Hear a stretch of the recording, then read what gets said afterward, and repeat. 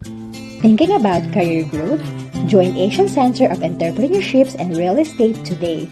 Learn more about decision making, essentials of business, improve marketing performance, develop crucial communication skills, and more. Join ACE-RE today and get a chance to be mentored by the best professionals in the country. Unlock the entrepreneurship inside you. Learn from the experts. Contact us at 0969-557-7017 or email us at asiancenterentreprealestate@gmail.com.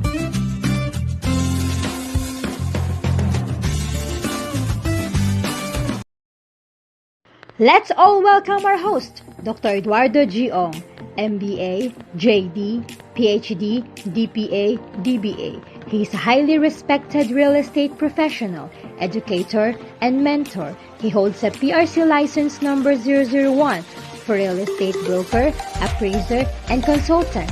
He is the first chairman of Professional Regulatory Board of Real Estate Service. Currently, he is the Dean of College of Real Estate Management of Lyceum of Alabang. Please welcome PRC Outstanding Professional, Dr. E.G.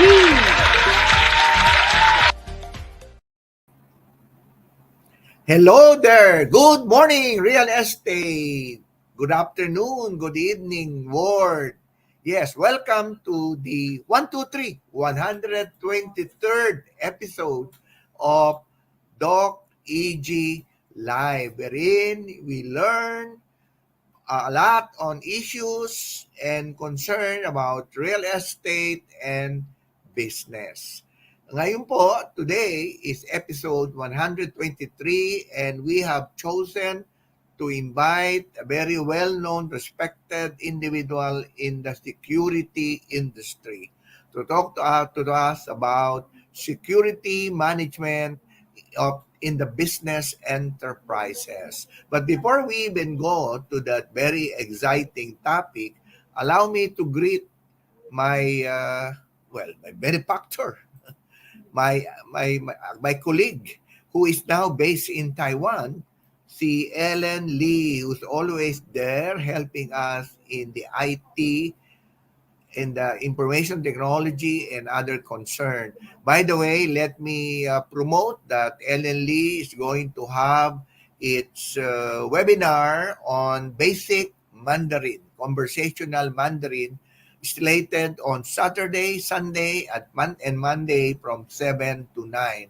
Please join us, join ACE-RE as it projects, or rather learnings on basic conversational Mandarin. Yan po yung talaga ginagawa ng ACE-RE. It does not only concern or center on education like the BSREM crack, but likewise on other learning materials and erudition as regards to entrepreneurship and real estate.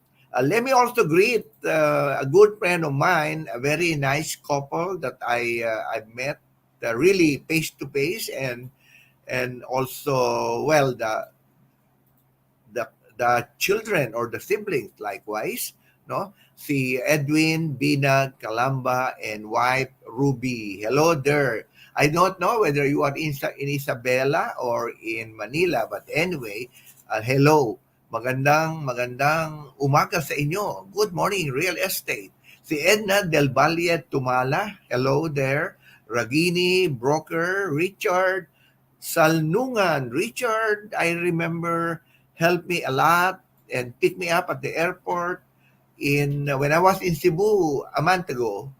And Richard is an example of a young guy who is really in a hurry to learn a lot in the industry of real estate.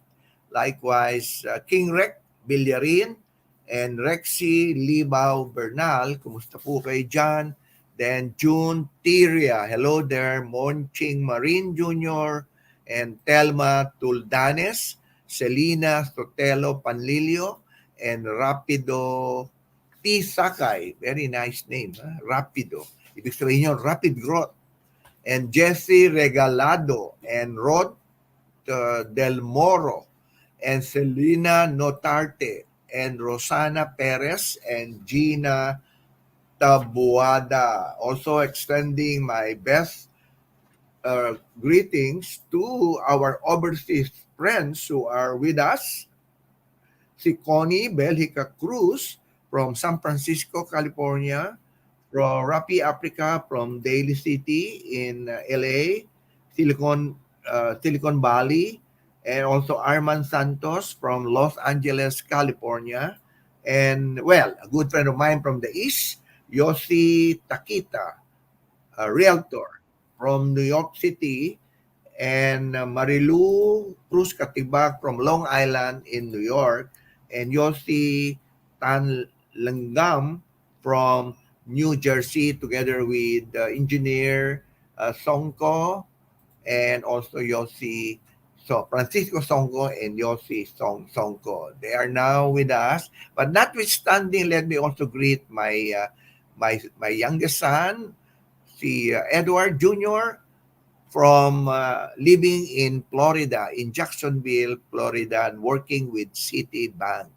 And also her family, Eileen and my apos. Hello there. Okay.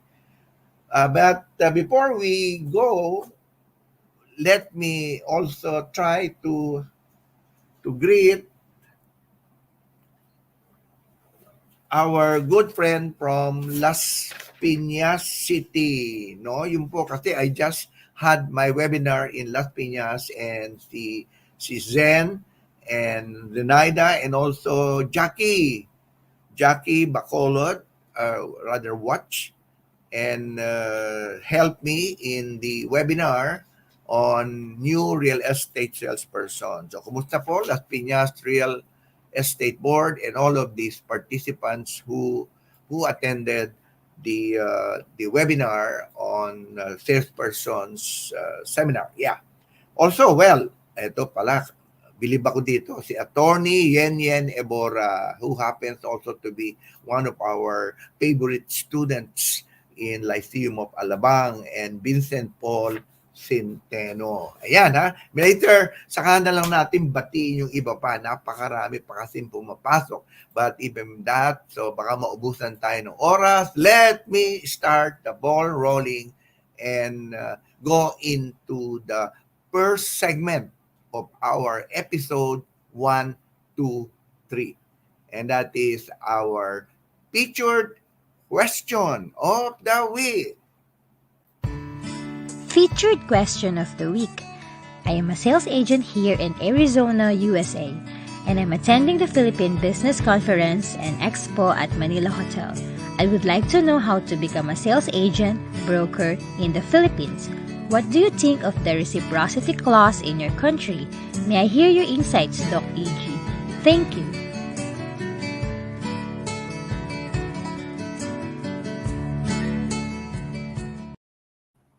Hello there, delegates from the US who attended the Philippine Business Conference that was held 2 days ago. Well, that was in October 2019 and 20, and we had a good time together, learning a lot about what is in store for the Philippines in 2023 and beyond.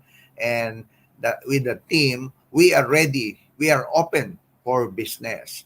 So there were a lot of delegations from all over. Also, let me greet my good friend Rabi Daryani from the Sri Lankan delegation, and the good ambassador from Sri Lanka, whom I've met.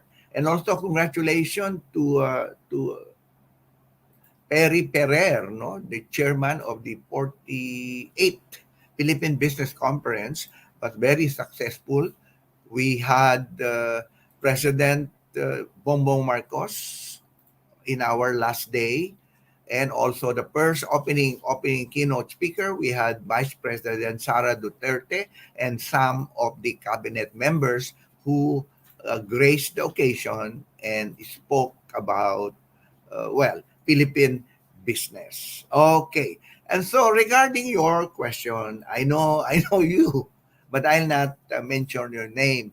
But you approached me and asked me about so many. But I'm so surprised that in the delegations of about 12 people, there are about six of them. Half of them are realtors from the USA. And they said that how can we practice real estate in the Philippines? And how can we be a sales agent or salesperson, we call it here, or a broker here in the Philippines? You know that, let me just first go to the provisions of the Republic Act 9646, no? Which says that you open for Filipinos, no, Filipino citizens who wish to practice real estate and who are in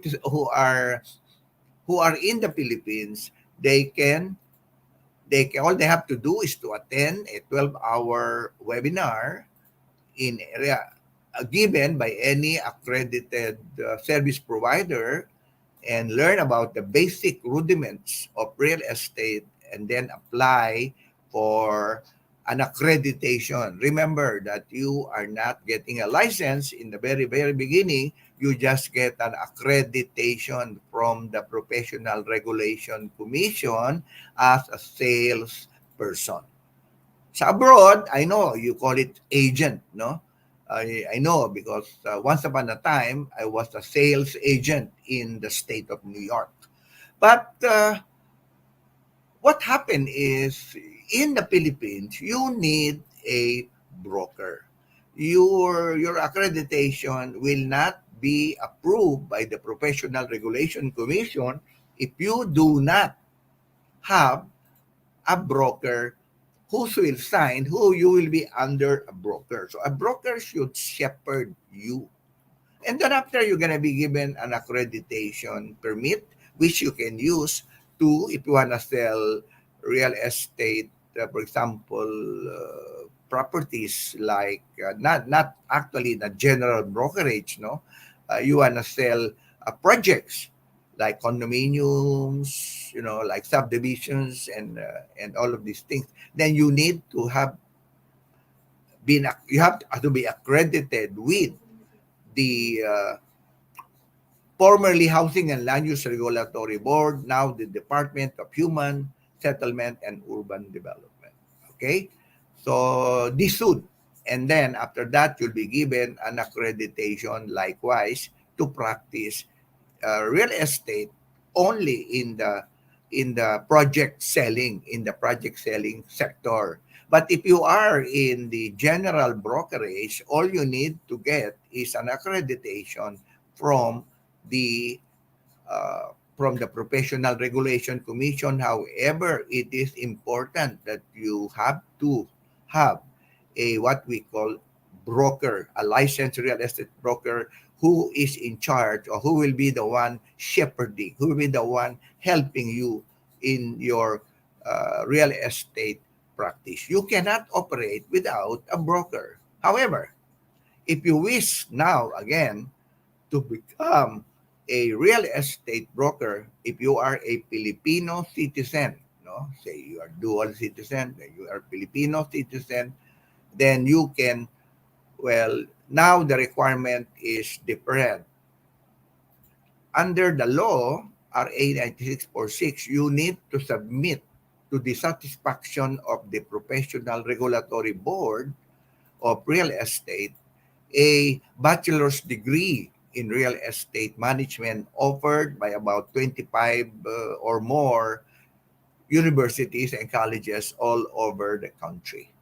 And that's it. After that, you have to submit a TOR or a diploma to the PRC who will evaluate you. Of course, it has to be approved and accredited by the Commission on Higher Education.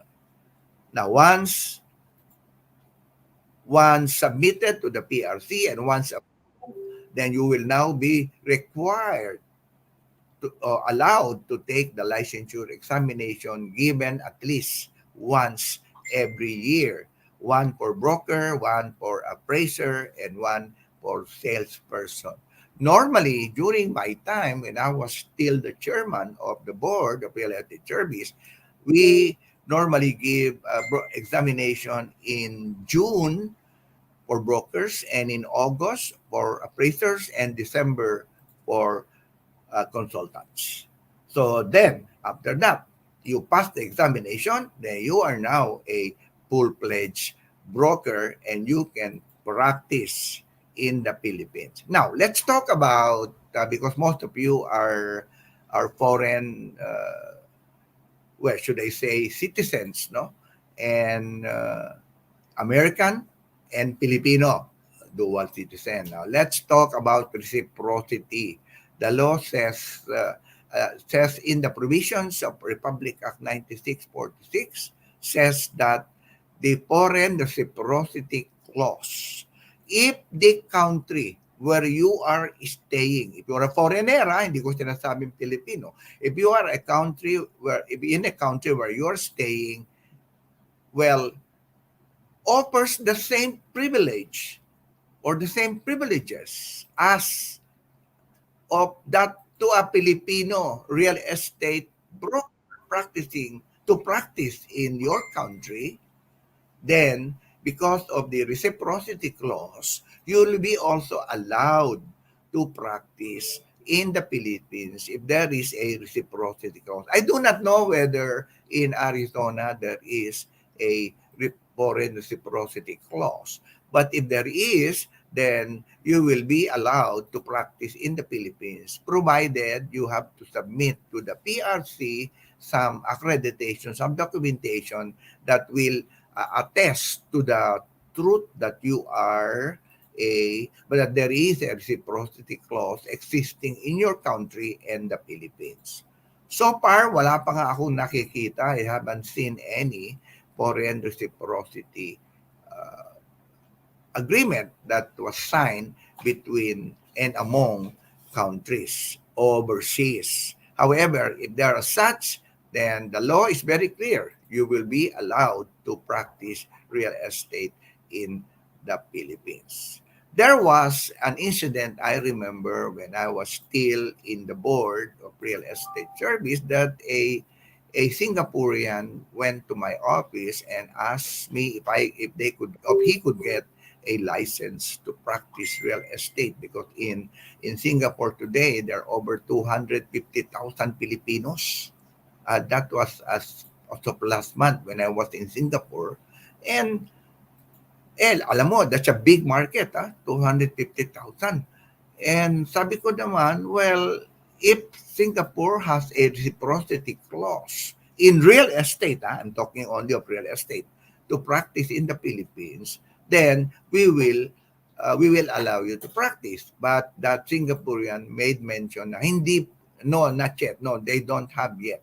So show me the documents that there is a reciprocity clause, and then I will process. It will be processed by PRC so that you can also be given that same concession, that same agreement, or you'll be allowed to practice real estate in the Philippines if you allow Filipinos to practice real estate in Singapore or in any foreign country.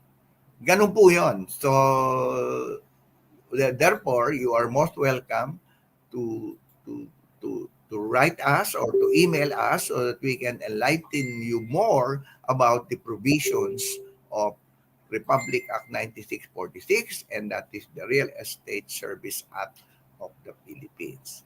I do not know if you're still here in the Philippines, no? But if you wish, we can meet you for coffee and then we can discuss more about collaboration from the US and the Philippines as far as real estate is concerned. In the meantime, enjoy your sojourn, enjoy your stay in the Philippines. Okay, so now let's move on to the next segment of our episode 123.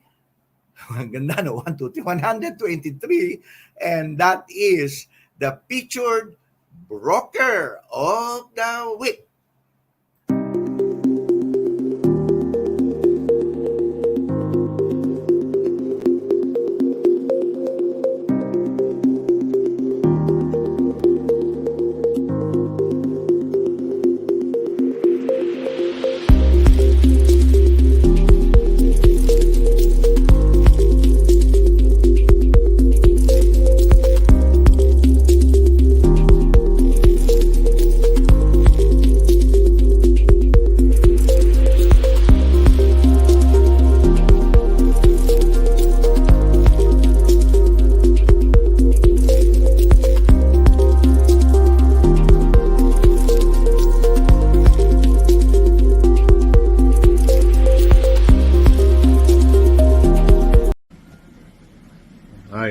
Estelito Mendoza, your real estate broker and real estate investor.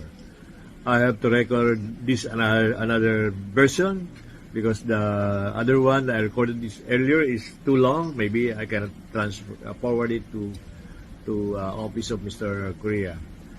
By the way, thank you, Mr. Nestor Correa, President of NetScore, and Mr. E.G. Ong, Honorable E.G. Ong, former chairman of PRC, who are both model in real estate business, in real estate education, and in real estate profession. They are the role model that we can pattern our life or our business profession. Anyway, thank you for giving me this opportunity to talk about real estate and to share with you some of my knowledge in real estate. I will just share with you, or will make it faster so that I can have a shorter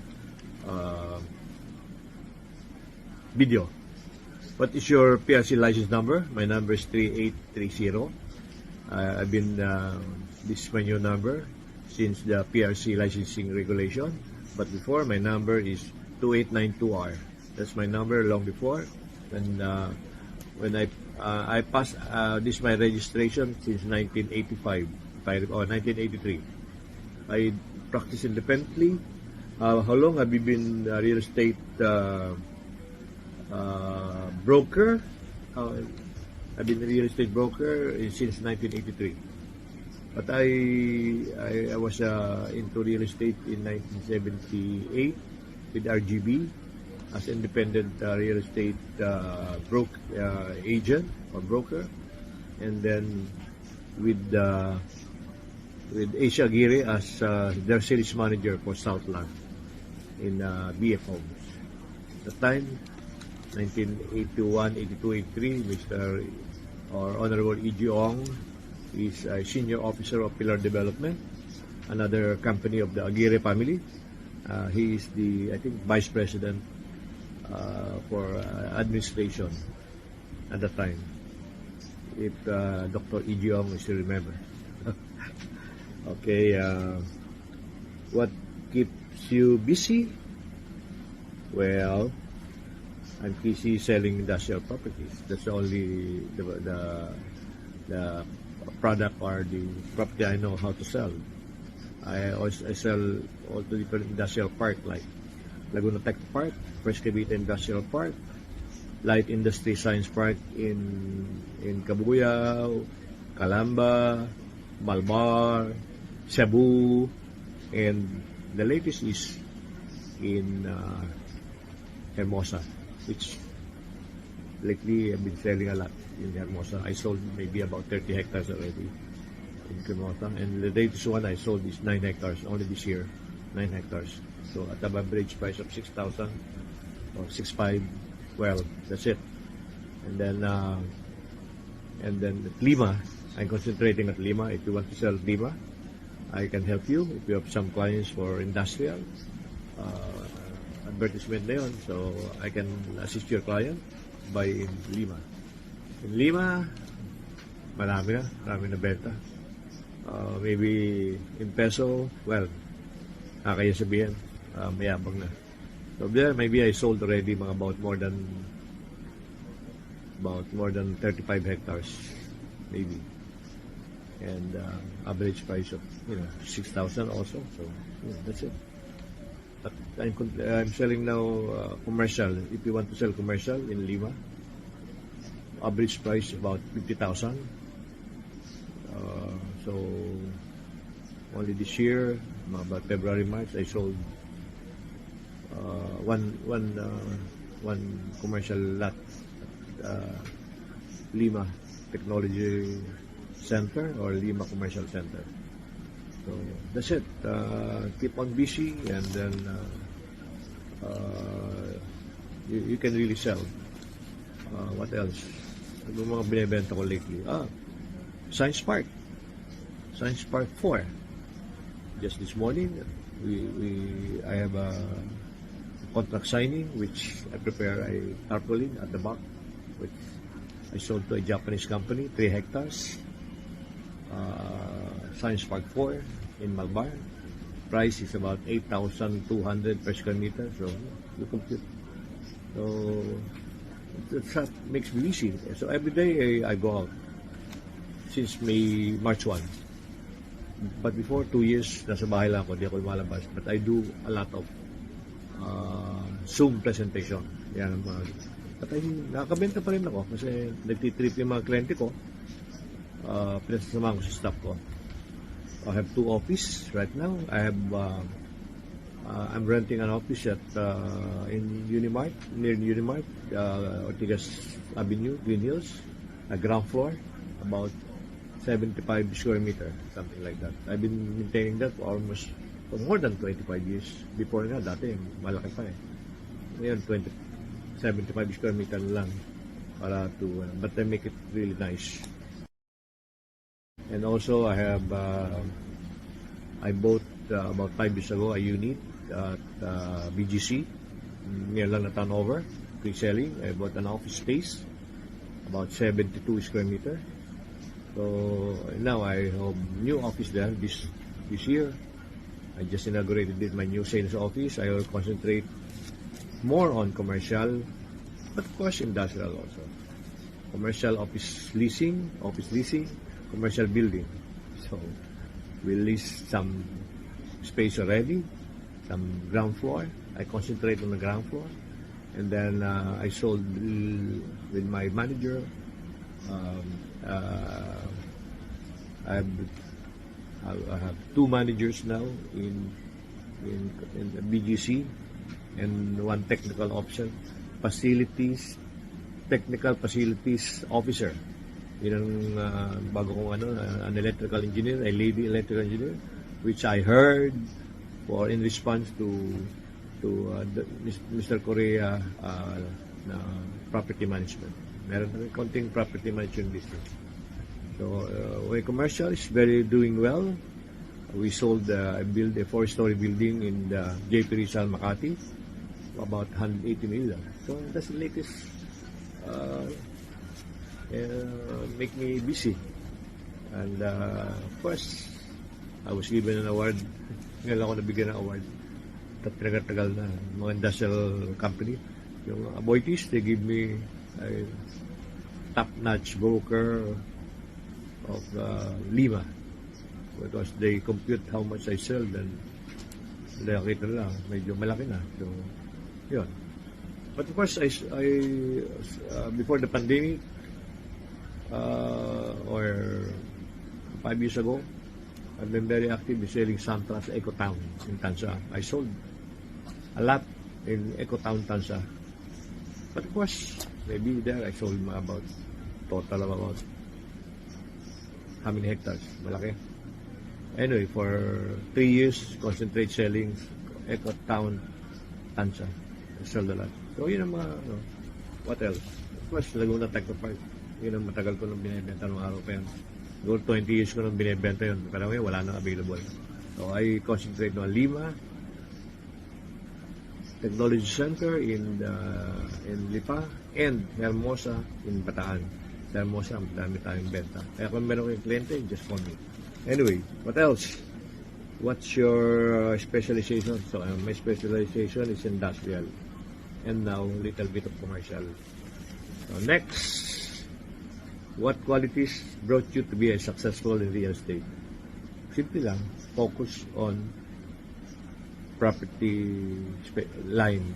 What condo nyo, you specialize in residential condo, residential single detached, and then what else? So, Roland, may mga hilap ibenta, Roland. Talagang mauubos ang pera mo dyan. Masarap magbenta yung mga ano. But if I were you concentrate in high-end condo and high-end. After, if you're new, concentrate in small value properties, and then you graduate into higher. Ganun lang. So, to start with, para hindi kayo ma-disappoint. Kailangan makabenta agad. Okay? Concentrate in your area. Example, taga Paranaque ka, you concentrate in Paranaque. You can still compete. Basta concentration lang. You can still compete with those, lalo sa mga bago. You can compete with those veterans. Basta nasa area ka, ikaw ang champion doon sa area. Ikaw naman taga Alabang, taga what else? San Pedro, Binyag, yan. Sampang, Paranaque, Pasig, yan. Okay, concentrate on the area. Well, right now, I'm putting up much effort in the north, so I appointed a North Luzon Business Development Manager. So we're quite lucky. We were able to sell some business in Tarlac. We sold recently during the pandemic 17 hectares, which about more than 100 million then. So tapos na mabenta, binibenta na ulit. Pinabibenta na ulit ng client ko, kaya nilagyan ko ng signboard para for sale again. Anyway, so that's how you concentrate on area you specialize. That is the secret of successful real estate profession. What summarizes your formula of success? Oh, that's it. Formula of success. Consistently working hard. Minsan kasi, kaya ko sabing consistently, kasi minsan, kala mo mali sa pagka, hindi ka masipag, kaya kailangan consistent. You should work at least 6 days a week, 10 hours a day. Ako nga, hanggang gabi, gumagawa ko ng mga email ko, mga proposal. Hanggang gabi, alas 11 ng gabi, nasa bahay ka lang naman. Kalit na nanonood ka ng TV, wala naman kwenta-kwenta na manood ng TV, so yun, sulat ng sulat. Mas masarap manood ng YouTube eh. Mas masarap ang manood ng YouTube. Kaya nasa kotse ka, nanonood ka ng YouTube. Pag weekend, nanonood ako ng mga real estate, yung speaker, how to improve my public speaking. Nanonood ako niya. So, real estate. What do you advise to new real estate practitioner? Well, as I said, focus on your specialization and focus on area. Yun lang, dalawang yan. Huwag na kayo pagka ginawa nyo yun, sigurado, focus lang. Okay? Can you share a word of wisdom on your own words? So, my motto is the good life and the joy of sharing. So, how can I have a good life? So, I have to sell a lot. I have to sell plenty. Just to try to sell, to make money. At least, you have you're on your own, you have your own, what you call it, quota. So, you can sell. And the good life, so you can attain a successful life, stable, economically stable life. And the joy of sharing. So I share. I have so many outreach programs, giving solar lights, wheelchairs, donating to the Rotary Foundation. Only last year, I donated many solar lights to the pest area in the barrio, and giving many wheelchair to sa mga mahirap na hindi makalakad. Yun. And then, this Christmas, this Christmas, usually, meron akong Christmas gift giving. And my birthday, meron akong mga, blowout doon sa mga kapitbahay ko, papakain ako na kahit wala ako doon. So, nabibigay ako ng mga ratio ng rice, yan, tsaka itlog. Yan, ako yung sekreto. Rice and itlog. Anyway, so, sharing. Continue sharing so that you aspire to work and help the community. How do you... And the good life also, yan, nag-put up ako ng resort. So, about 2.4 hectares resort in my town, in Lian. So, I can spend if I have a time of weekend, I go there. So, I have 3 swimming pool, I have 1 coffee shop, 1 restaurant, 2 badminton, and a big events place for wedding. And then, what else? And then about 20 hotel rooms. Merong first class, merong regular, merong, ordinary, merong pang, double-decker, o dorm type. Meron. So, iba-iba.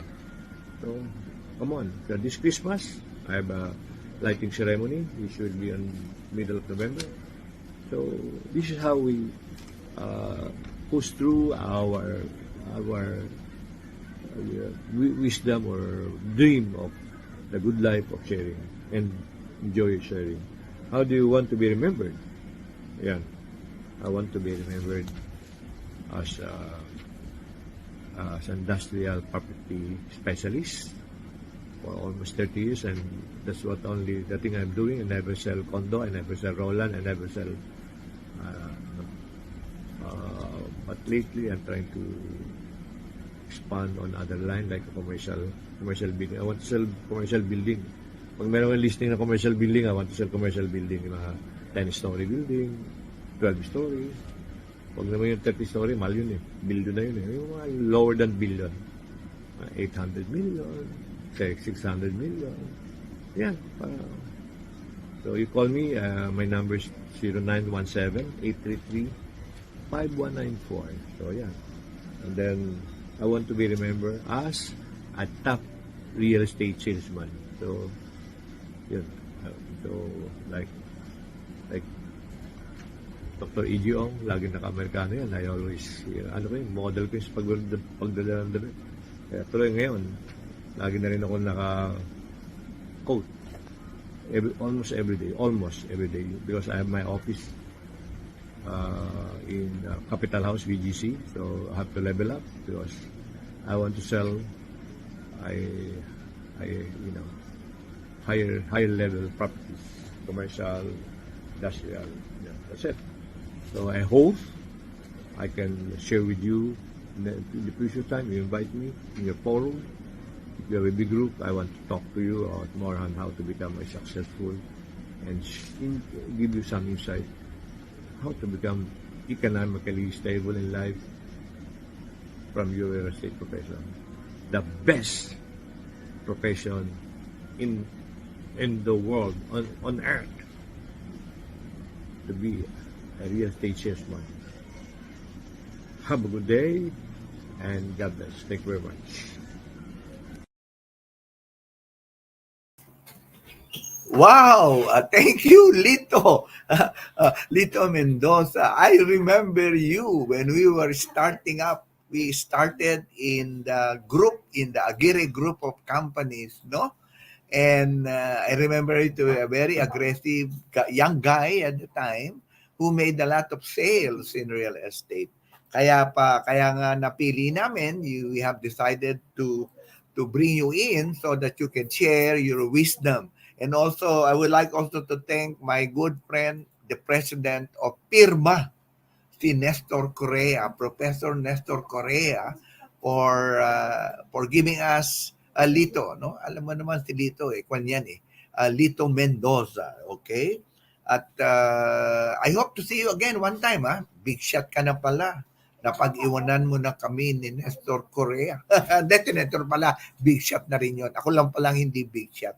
Ako isang simple lamang na mamamayan ng Pilipinas. But let me say also, well, I forgot, no? But I would like to greet. I met a very fine lady yesterday at the Philippine Business Conference, and that is Shobini, Her Excellency Shobini Gunasekera. Shobini Gunasekera, the Ambassador of Sri Lanka in the Philippines. Hello, Your Excellency. Okay. Also, well, let me greet also Jeffrey, Jeffrey Nang, the president of Thailand Incorporated. Yan, At, well, Hazel Bautista, the CEO of, ano ba ito? Interior designing and I think business enterprises like from the USA, I have met MDP Realty, May D. Pineda, and also Zara De Loraya Mateo. Hello there. Of President, CEO of De Loraya Job Contracting and Consultancy Services, Sarah. Yan. And also Mary Nabalta Shaban from ano ito, from the US, from the USA, and also Manila, ano ba ito? Ganda to si floor in charge of floor decor. Meron siyang Manila Sunrise Sari-Sari Store in Shamel and Mario. Shamel and Mario ay wow, a lot to. Siguro Filipino store to in the US, right? And also, hello also to Emelita Apostol Alvarez and Eric Dimaywat from the Mega World International. And ito talaga, I would like to highlight this because I think I'm going to sign a memorandum with this fine lady, si Dr. Mel Prias, Vice President Internal of the Filipino, I think, American Society in Arizona. And kung po siya, meron siyang EPR Investments, and she's also a PhD, a doctor of philosophy, in the US, no? In the US, yes. Tawagan nga natin to, mamaya. Okay, so Prima, we have Monica Trajano. Hello there. And also, well, very good friend of mine, the general manager of Bibere Hotel in Alabang, and also the president of the Rotary Club of Muntinlupa Business District, si LB Sanchez Quezon.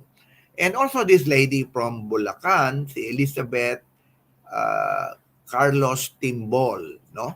The director and COO of the GR Bank. Sabi niya, if you want to borrow money, then you call us, and then we can be with you. And likewise, si Police Brigadier General retired Enrique Otatasio of Philippine National Police in the Fraternal Order of the Eagle, and huge Serial Di Sanayake, the Consul General of ano, Consul General of ad honorem of the Embassy of tama?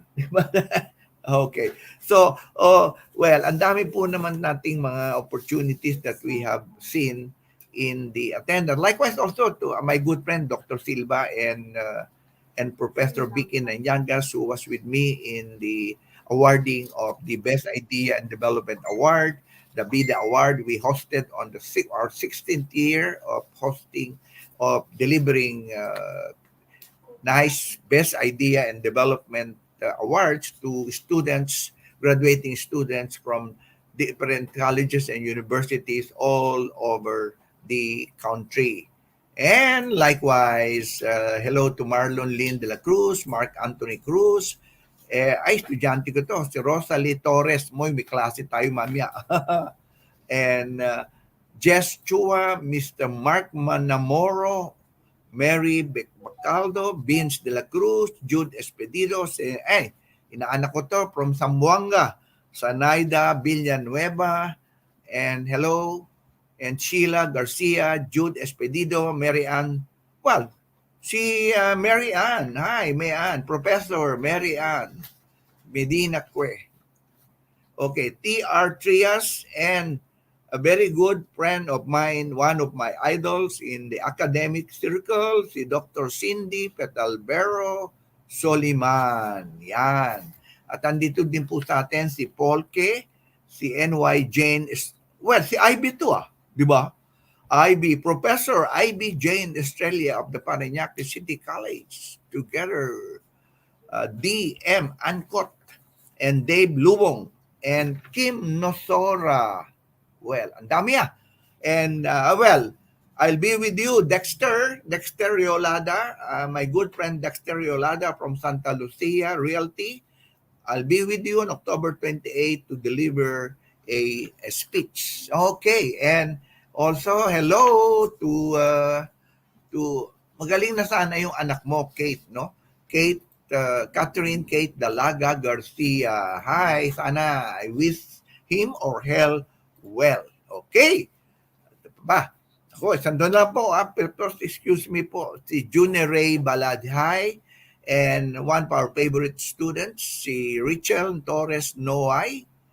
Cherry Z. Hi, Cherry Lim. Ano tawag ko dito? Si good friend Cherry C. Lim from Zamboanga City. Hi, Cherry. And Irenea Caringal and Madeline Forbes and Reggie Aguilar and of the Kura Kura Property. Yan, okay. So we move on to the Info Beach. Infobits, brought to you by Doc EG Live.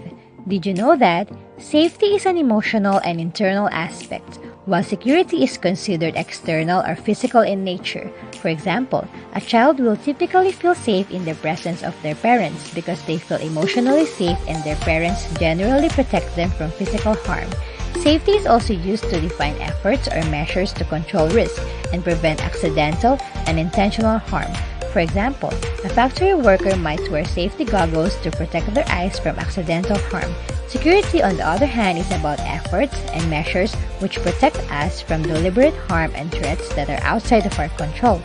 When we talk about security, we generally mean the protections of individuals, organizations, and assets against external threats and criminal activities that are likely to cause harm, such as burglaries, robberies, vandalism, and more. All right, and that will be expounded by our revered and esteemed resource person. Okay, so now it's time for me to introduce the our resource person for this afternoon. Okay, who is the president and training director of Silverpoint Training Institute of Industrial Security, the president and CEO of N.A. Silva Management Consultancy Services, and of course, my colleague as the college dean of the Business and Management Education Cluster of Lyceum, and a former college administrator and member of the Board of Trustees of the Parañaque City College.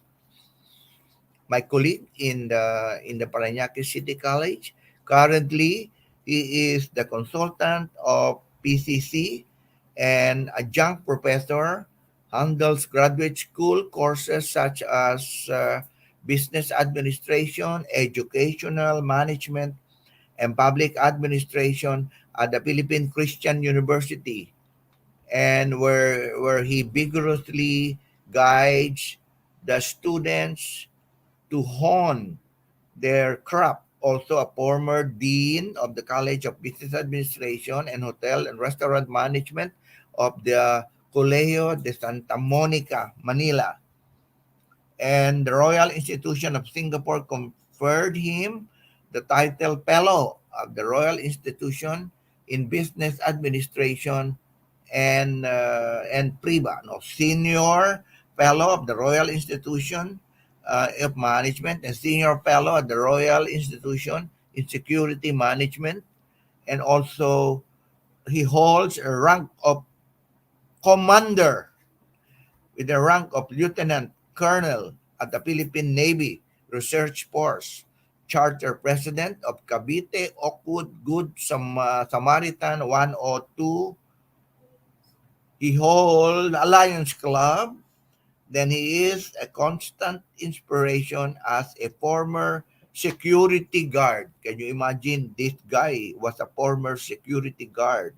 He he literally rose from the ranks academically and professionally to become vice president for operations and now the freelance business and safety security consultant, former security training and director of University of Perpetual Health, and also outstanding CSP award in the field of academe, awarded by PSIS International, a lifetime CSP, and lifetime member of the PSIS International and National Board of Directors and National Treasurer of the PSIS International, and Vice President in 2021 of PSIS International.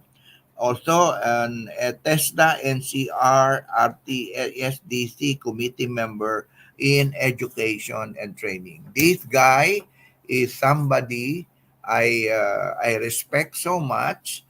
And without further ado, let me introduce to you Commander Dr. Nelson A. Silva, Philippine Navy, retired CSP, CSII, MSM, SFRIM, FRIBE, SFRIS. Dami nun ah. Okay, na Dr. Silva. Hi! Hi, sir. Good afternoon, and thank you for the invitation. Parang long time no see. Kahapon lang magkasama tayo. Kahapon lang sa Manila Hotel, magkasama tayo. Oo nga eh, oo nga eh. Sir. Kaya nga sabi ko sa iyo, do not forget this program kasi alam mo naman kita mo ang dami nating audience ngayon, ang dami nating viewers. They are now looking, meron tayo international viewers ha. And hindi ko pa nga nabate yung iba pero saka na lang kasi mas importante yung iyong presentation. I said I'm gonna give you at least a little less than an hour to talk about security management. Diba, Doc Silva? Yes, sir. Okay. This is my second time na, sir. No? Last time, I talk kasi about real estate security. Insistent public demand. Okay. Thank you, sir. Talaga din naman. Sige, partner. Go ahead. Umpisa mo Sir. na. But bago ako magsimula, sir, so nais ko rin batiin yung mga nanonood ngayon na aking inimbita. Sige, go. Yung aking mga estudyante at kapwa professors and administrators sa Philippine Christian University, yung aming president, of course, Dr. Gawan. At yung aking mga kasama sa Philippine Society of Industrial Security, yung aking mga kasamang board of directors. At kami po ay may incoming event na mamaya i-discuss ko sa huli. Yung aking mga kasama rin, sir, sa Philippine Wildlife Sentinel na kami ay nangangalaga ng ating kalikasan. Yung Corp ay member din ng Lions International at ang aking club ay yung Good Samaritan na sila ay nanonood din. Ako rin po ay membro ng Agila, sir, Eagles Club also of the Philippines. At of course, yung mga kasama kong mga reservists at mga active sa Philippine Navy, mabuhay kayong mga sir. At sir, alam mo, pinapanood tayo ngayon dahil nabangan rin ang aking mga kaklase at kamag-anak sa Anilaw, Iloilo. Wow, hello po, mga taga-Anilaw, Iloilo. Kumusta po kayo? Paano ba yung aming barangay, sir, ay Santa Rita, Anilaw, Iloilo. Yan, okay. At higit sa lahat po, yung 600 strong security professionals. Of course, hindi naman lahat naka-join ngayon dahil nga very short yung ating invitation. Hindi, pwede naman replay ito eh. Yes, but of course, yes sir, i-record ko to, i-replay. And gaya ng ating usapan, sir, di ba? At ako'y tutulungan nyo para maparating ko sa kanila yung ating layunin. At ako'y magkakaroon ng programa na every month para makaparating sa ating mga security professional at sila ay ating matulungan. Yes. Basta advocacy, Dr. Silva will help you. Yes, sir. So, pwede na ako, sir, mag-share? Oh, sige. Para... Sandali, share lang, ha? Parang hindi... Ay, ikaw mag-share, no? Yes, sir. Bubuksan ko lang ulit.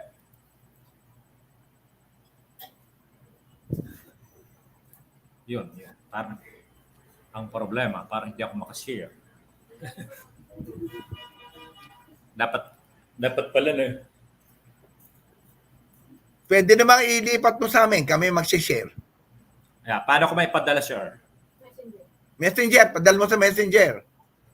Yes, sir. Saklit lang, sir. Sige. Padala ko, sir, ngayon, sir. At kami mag-share. Kaya that happens technically. Kaya technical problem, di mo naman maiiwasan yan. Padala mo sa Messenger ko at isi-share natin. Yes, sir. Yes, sir.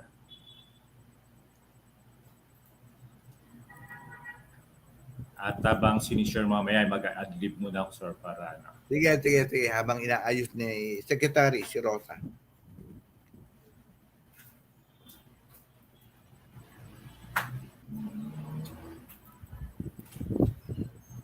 By the way, bago ka mag-adlib, binabati natin yung presidente ng si Attorney Michael Roque Musnero. Happy birthday, Mike. President namin sa PRESP, Philippine Federation of Real Estate Service Professionals. And also, masok na ba? And also the officers and board of directors of PRESP, including my good friend from Los Baños, Laguna, si Melinda Lit. Hi, Melinda. And Sir, nasend ko na, sir, sa messenger nyo. Check na. Okay na. Share namin.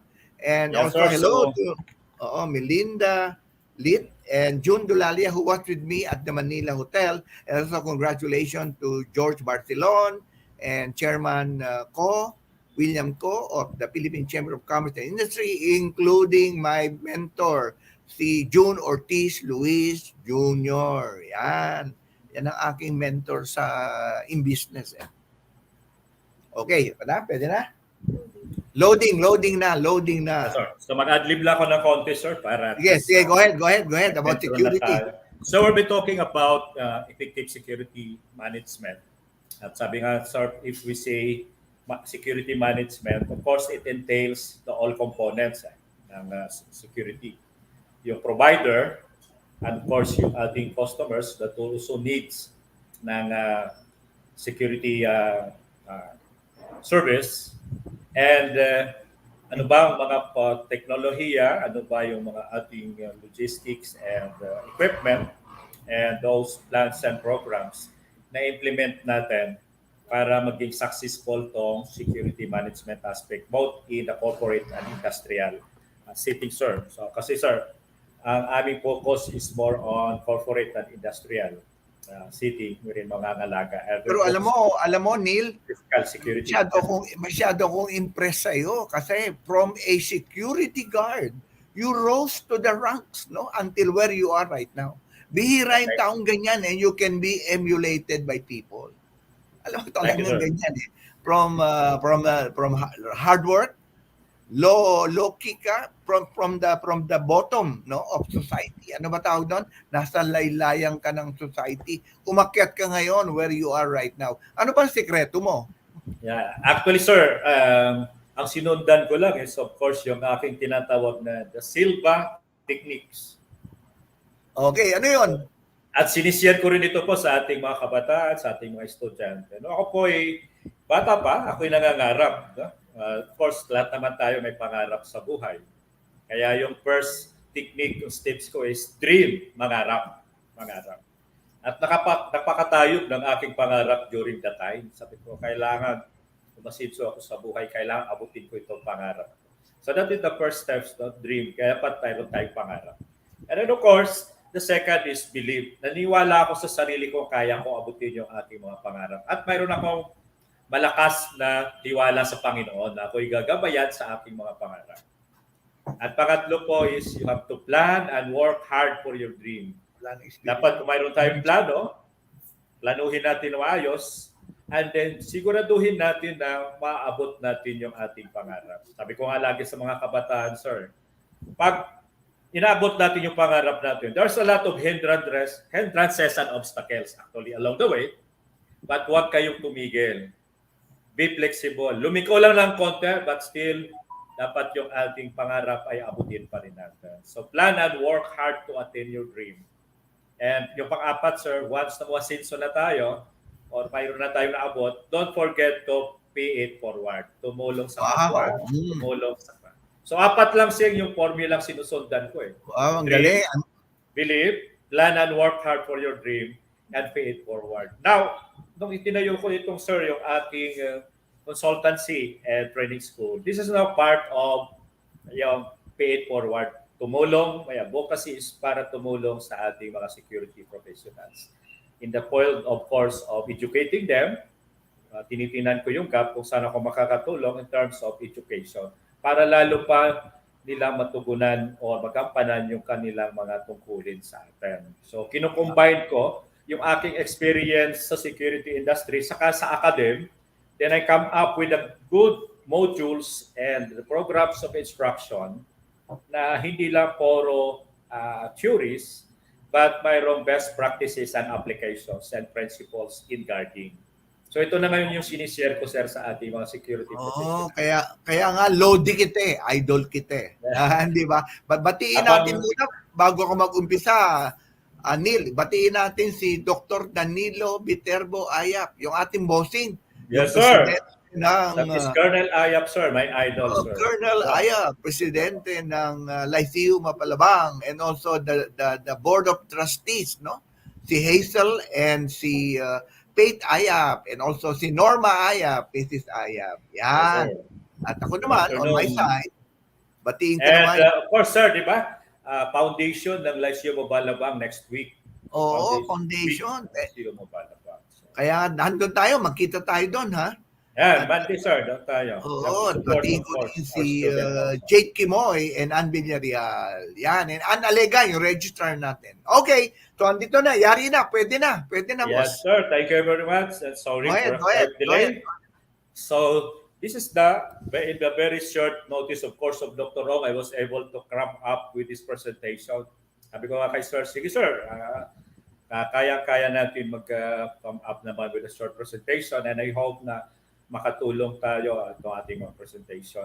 So, medyo generalize ko lang yung aking presentation kasi meron tayong audience which is mga security guards, security supervisors, and we have audience also ng mga professionals, and we have also audience na mga talagang business owners and mga entrepreneurs. So, in general terms, i-explain natin ito para in a very short period of time, maunawaan natin at ano ba nating matatawag that this is an effective security management.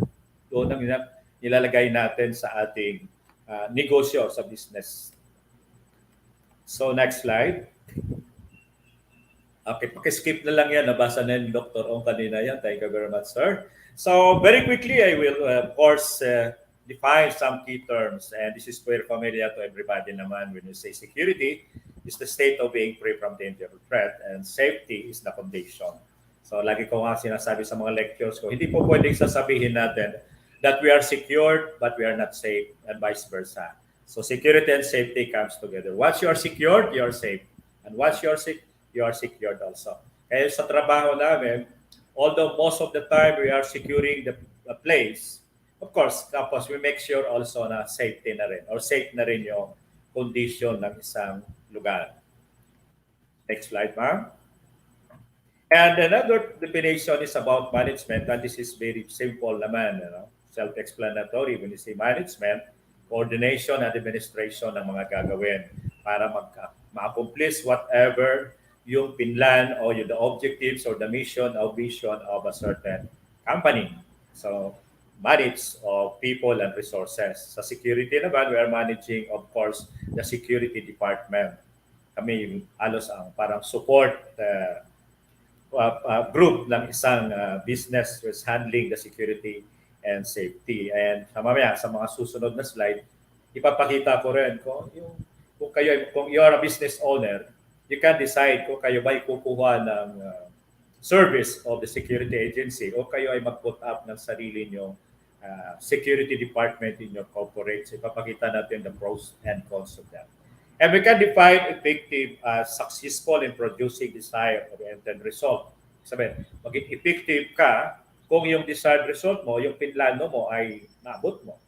And maging efficient ka rin if in a very minimal expense or time ay nakuha mo yung maximum productivity of that particular aspect. Kaya pag pinagsama natin ang effective management, yung security management, dapat ay mamamanage natin yung isang security department or mamimaintain natin yung security and safety on that particular institution efficiently and effectively.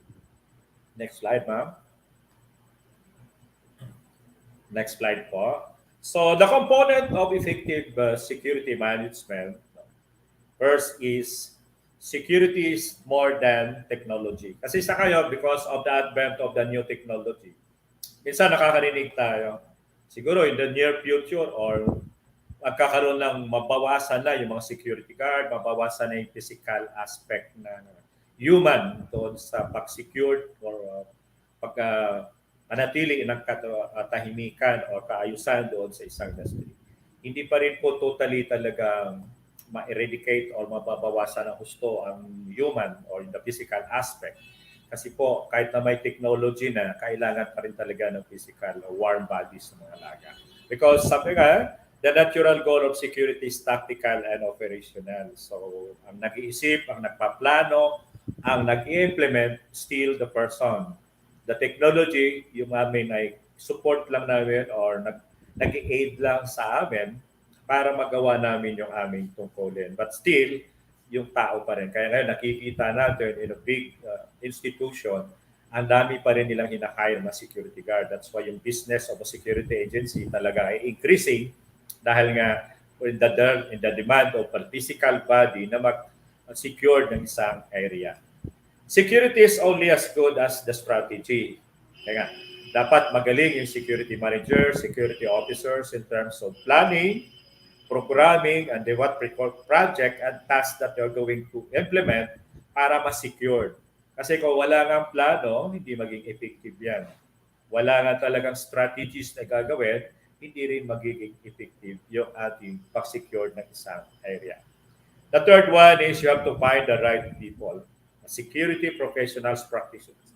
Kaya sinabi ko, security professional practitioners, talagang dapat yung practitioners na may proper training, may proper knowledge on how to implement or perform yung kanyang trabaho. So maybe in some aspect nakikita natin yung mga lapses ng ating mga practitioners because they're not really the right person for that particular position. So regardless of your position, from the lowest rank up to the highest rank, dapat of course you have the right skills or competency. And when you speak of competency, that is knowledge, skills, and attitude. So mag-hire tayo ng gwardiya, mag-hire tayo ng security officers or professional, dapat the right person for that particular position. Then the next is security budget. Kahit napakaganda ng plano natin, napakaganda ng security plan to secure with that, pag hindi nasuportahan ng top management for the certain budget, hindi rin naging successful yung ating mga security plan or management plan, security management plan. So we need also a budget for a certain project para maging successful yun. And the next is team, because security is not going to be performed by one single individual only, but it is a coordinated efforts of all the elements of the organization. Kahit yung mga empleyado natin, sila rin ay part of securing. Ang tawag namin dyan sa mga empleyado and other employees they are called human barriers also. Dahil nandun sila sa kanilang work area, ay sila rin ay nakakakita o nakadeter ng isang pangyayari. So sila ay additional force of the security department. That's why we're working as a team. At we need also the support of the top management para masuportahan kung ano man ang dapat na ipapatupad ng security professionals. The next is metrics, where the management get to see their ROI. Yun lagi kasi ang tinatanong ng top management.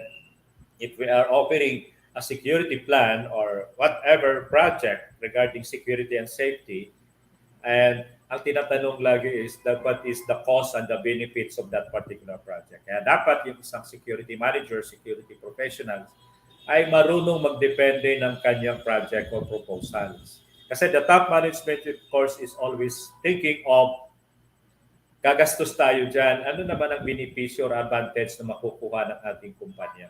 Kaya most of the time, hindi nabibigyan ng support ng top management yung ating mga project na mga security professionals because they failed to support and to show the expense and the benefits or the cost and the benefits for that particular project. So dapat knowledgeable din yung isang security manager professional in terms of designing of that particular project and depending that to the top management about that particular aspect. And the last one is reporting. Reporting is really hard to a security person kung wala kang proper knowledge or proper training about, of course, incident report and investigation report. And the security managers must be able to sell the value of the security team to the organization. Minsan nakakarinig kasi tayo, sabihin ng top management, parang wala naman tayong pakinabang sa ating mga security guards.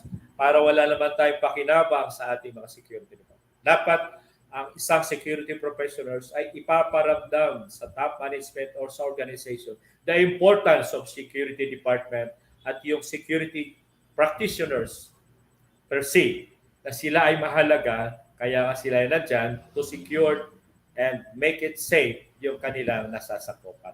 So all of these components, pag nasusunod ito, masasabi natin there is really an effective security management. So in some other aspect, may mga wala o may mga kulang. That's why nagkakaroon ng lapses or nagkakaroon ng mga incident na nangyayari because of this particular aspect. Next slide. So knowing all of that, sa security practice kasi, especially industrial security, may tinatawag kami physical security. So ito yung binilalagay natin para ma-secure ang isang establishmento. The building, the gates, the lights, on all other equipment na makakatulong to secure for that particular aspect, yung mga locks, we consider that as physical security. Consider that in the physical security. Ang kanilang layunin, of course, supposed to be is para ma-prevent yung occurrence of crimes in terms, ma-prevent din yung losses dyan sa area of responsibility. Next slide.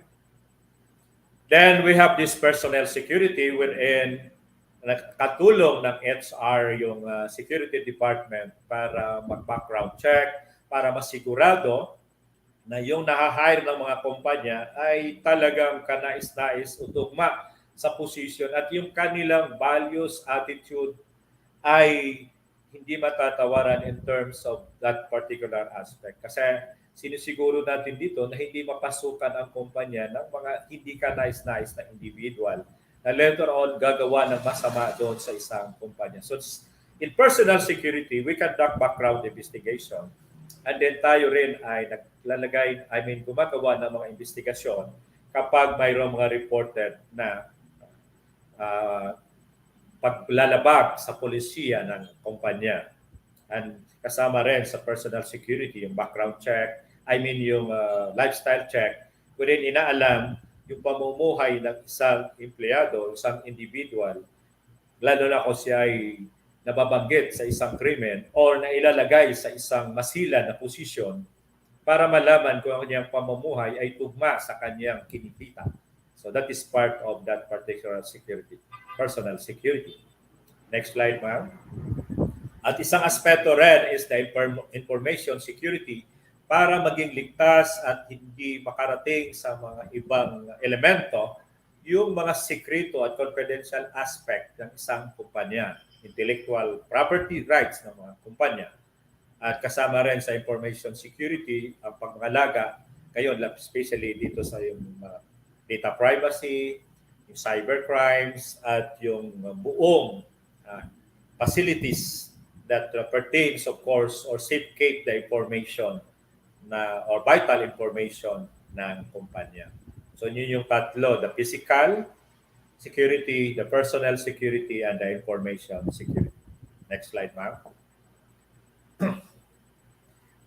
Next slide po. So, ang batas naman na nakasaklaw sa security industry ay the Republic Act 5487. So, ito yung batas na lahat ng practitioners in the security industry ay dapat nakasunod dito sa Republic Act 5487. At yan ay napapalooban ng implementing rules and regulations which is na-revised noong 2003. So, dapat kung ikaw ay security practitioners or kung ikaw ay kukuha ng serbisyo ng mga security, private security guards, mailam din kung mayroon tayong alam tungkol sa batas nito, the Republic Act 5487. Next slide. At ang Republic Act 5487 ay na-repeal kasalukuyan nitong taon ng Republic Act 11917, itong July 2030, 22 nila na-approve ito at kasalukuyan pang ginagawa yung kanyang implementing rules and regulation. Pina-finalize pa lang. Ibig sabihin, dahil wala pang final implementing rules and regulation, yung Republic Act 5487 pa rin yung ating sinusundan. Pero once na magkaroon na ng implementing rules and regulation ito na Republic Act 11917 ang susundan ng mga security practitioners. Next slide. At according sa mga batas na yan, ang mga ngalaga o magsusupervise ng security industry, yung mga practitioners at mga business regarding security ay the Philippine National Police Supervisory Office and Security Investigation Agency or the PNP-SOCIA. So dyan kumukuha ng lisensya yung ating mga security practitioners. Sila rin ang nagbibigay ng license to operate sa mga security agencies, private detective agencies, and mga accreditations ng mga nagtuturo sa training. So all that pertains in terms of the practice of security, ang PNP-SOCIA nangangalaga dyan or gumagabay in terms of licensing and supervision. Next slide.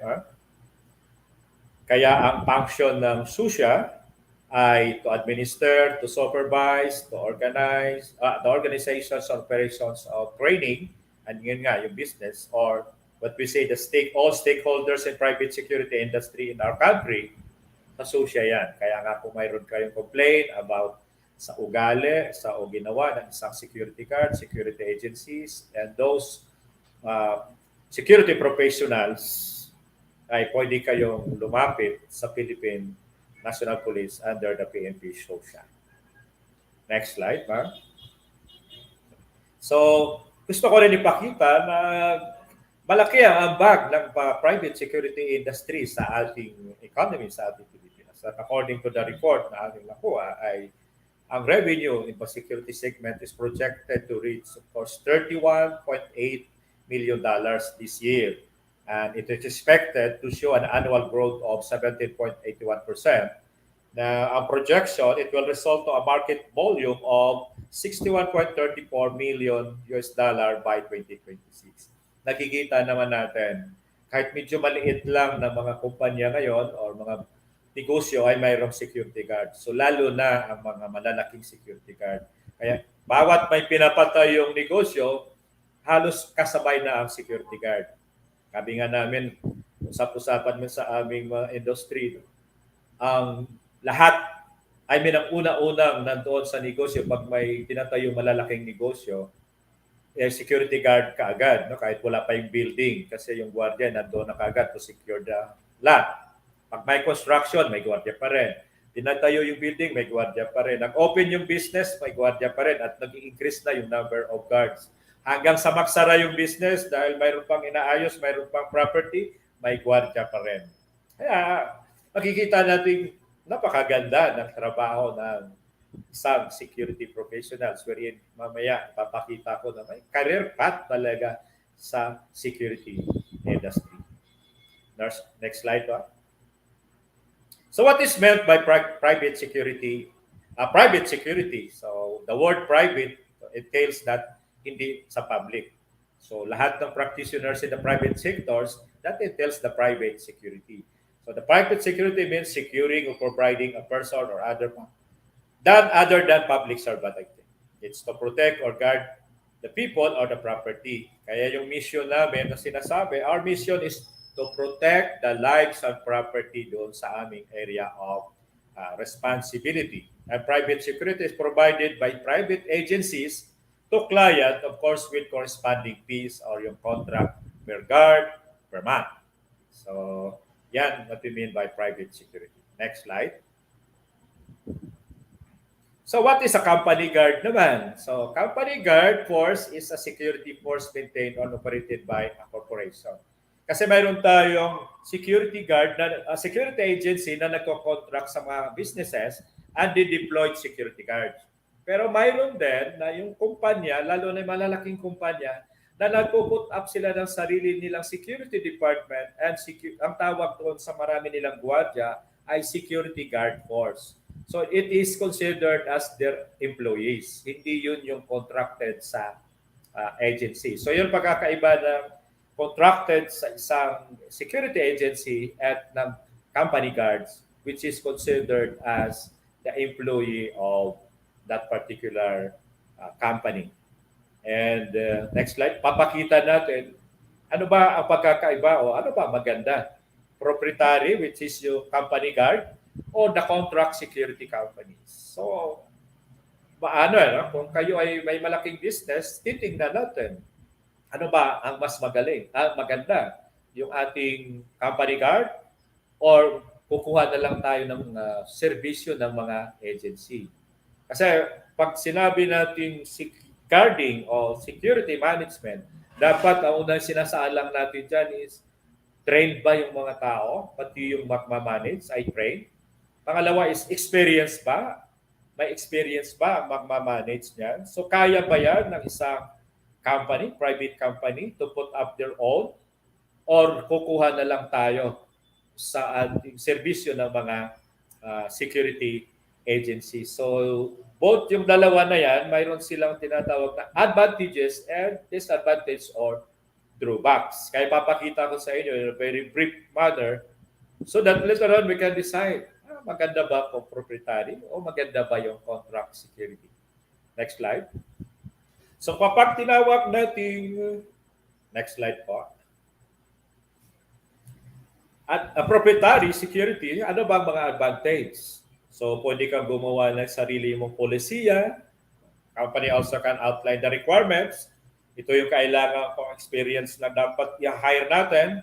Ito yung mga training and capabilities na kailangan ng ating security personnel based on the mission and vision and of course, yung serbisyo na binibigay natin sa ating mga kliyente. So, nagdi-design mo yung sa in-house, yung talagang di-corporate at ano.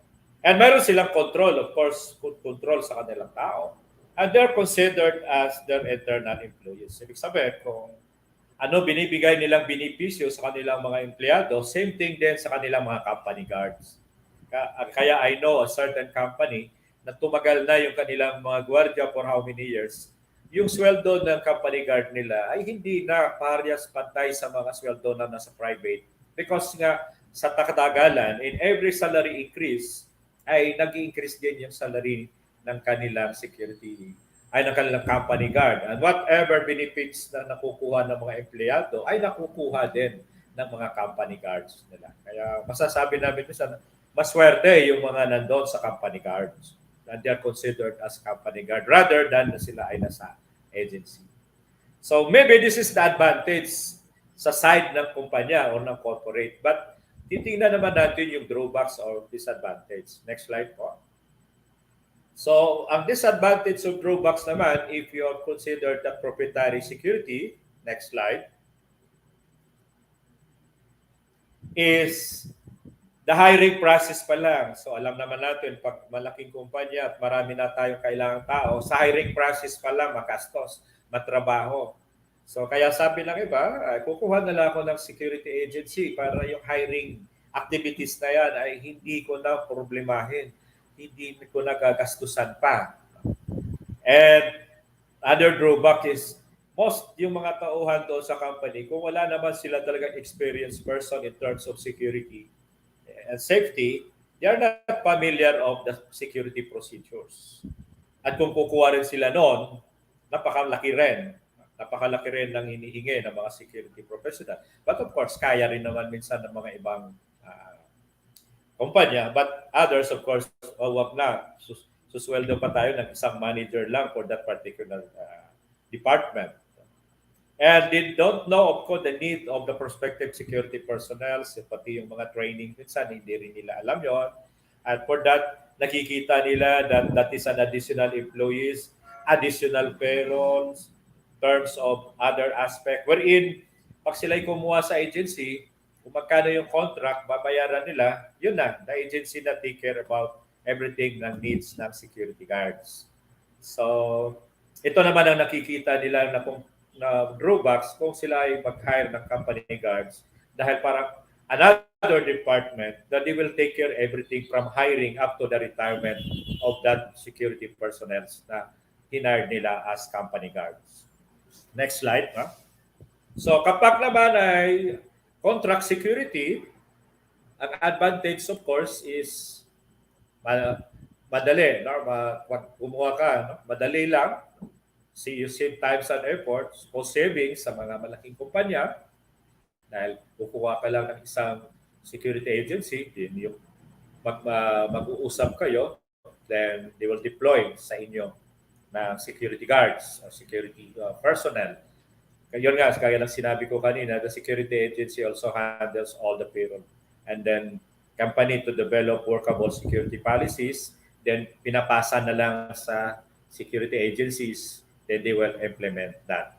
Or sometimes, dalawa rin naman silang naka-cram up ng policies of that particular company. Kaya nakikita natin, napakarami talaga, kinokontrata na lang yung security service sa mga agency. Bibihira na ngayon yung may mga company guards because nakita nila yung advantage in contracting yung security services. But kung may advantage, may disadvantage and drawback. Next slide, no? So the drawbacks naman, if contracted yan, lack of control of the hiring firm, so hindi mo alam kung suitable ba o qualified ba yung ina-hire minsan ng agency. Kasi minsan madalian, posting, baka hindi nasunod yung proper hiring process ng isang agency. So yun naman ang nakikita minsan ng mga corporate na nakikita nila, bakit ito yung pinadala mo? Bakit ganito yung qualification ng pinadala mo? No? So doon yun, nagkakaroon ng problema. Yung control, of course, of that manpower, hindi rin control ng company because nasa agency yun. And they cannot make such decision laterally sometimes. Nagko-complain lang sila but still, ang nagko-control ng mga personnel na yun is the agency.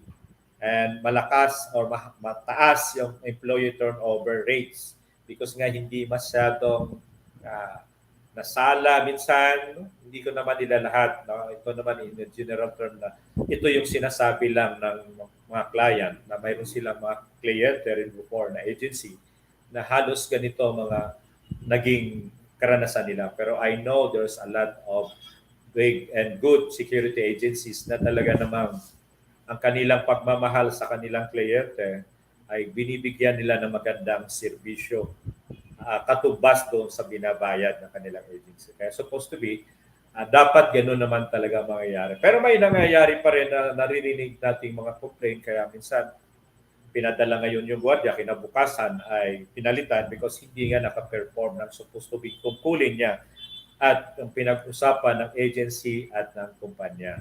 Kaya kung tayo ay nasa corporate, pipili tayo ng agency dapat na talagang naman ay magaling in terms of training and development ng kanilang gwardiya para makasigurado tayong yung dinideploy nilang gwardiya ay talagang suitable doon sa ating kumpanya. Napakarami nating mga agency na magagaling naman sa larangan niya. So yun po ang ating pinakita, yung pros and cons if you employ a company guard at yun ikaw ay kukuha lang ng serbisyo ng contract sa security agency. Next slide po. So now let's go to what is really security management in business enterprise. So pag sinabi na natin security management, it covers all aspects, protecting an organization's assets including everything, pati buhay at ari-arian. So with security management, kapag kumuha tayo ng serbisyo ng contracted agency, so naging dalawa na ngayon yan, dalawang companies, the security agency providers and the security department of the company ang nagpaplano at nangangalaga niyan at nagmamanage ng seguridad ng mga tao at ari-arian ng kumpanya. That's why in security management, it both of course the security department, but sabi nga natin kanina, it is everybody's concern from the lowest element of the organization to the highest element of the organization. Next slide. So, and the question next slide po. Why is it security management important? Why is it security important for a business organization? So, if it can focus only in information security management, makikita natin that dito, yung information confidentiality na pangalagaan, availability and integrity assurance and all. And an effective information security management system reduces the risk of crisis in the company. And it allows, of course, to reduce the effect of crisis occurring outside the company. But of course, tatlo yan: physical security, personal security, and information security. And I've just cite dito yung information security management na kapag na-manage natin, we have the technical aspect and yung mga technology, alang maganda. No? Yung both physical, personnel, and information security, pag pinagsama-sama natin and we have the technology, mas lalong maganda yung magsabi natin effective security management talaga. Next slide. And what are the essential elements of effective security management? Since ang trabaho in terms of protecting the lives and properties, so focus more on protection. But before protection, we focus also in prevention. Prevention of that particular incident to happen. So protection. Then detection, to detect vulnerability, risk, at ganoon din yung mga unsafe condition sa isang lugar para hindi magkaroon ng aksidente sa isang lugar. Then verification and reaction. Yun na yung binibigay na recommendations and action para manatiling secured and safe yung isang institution.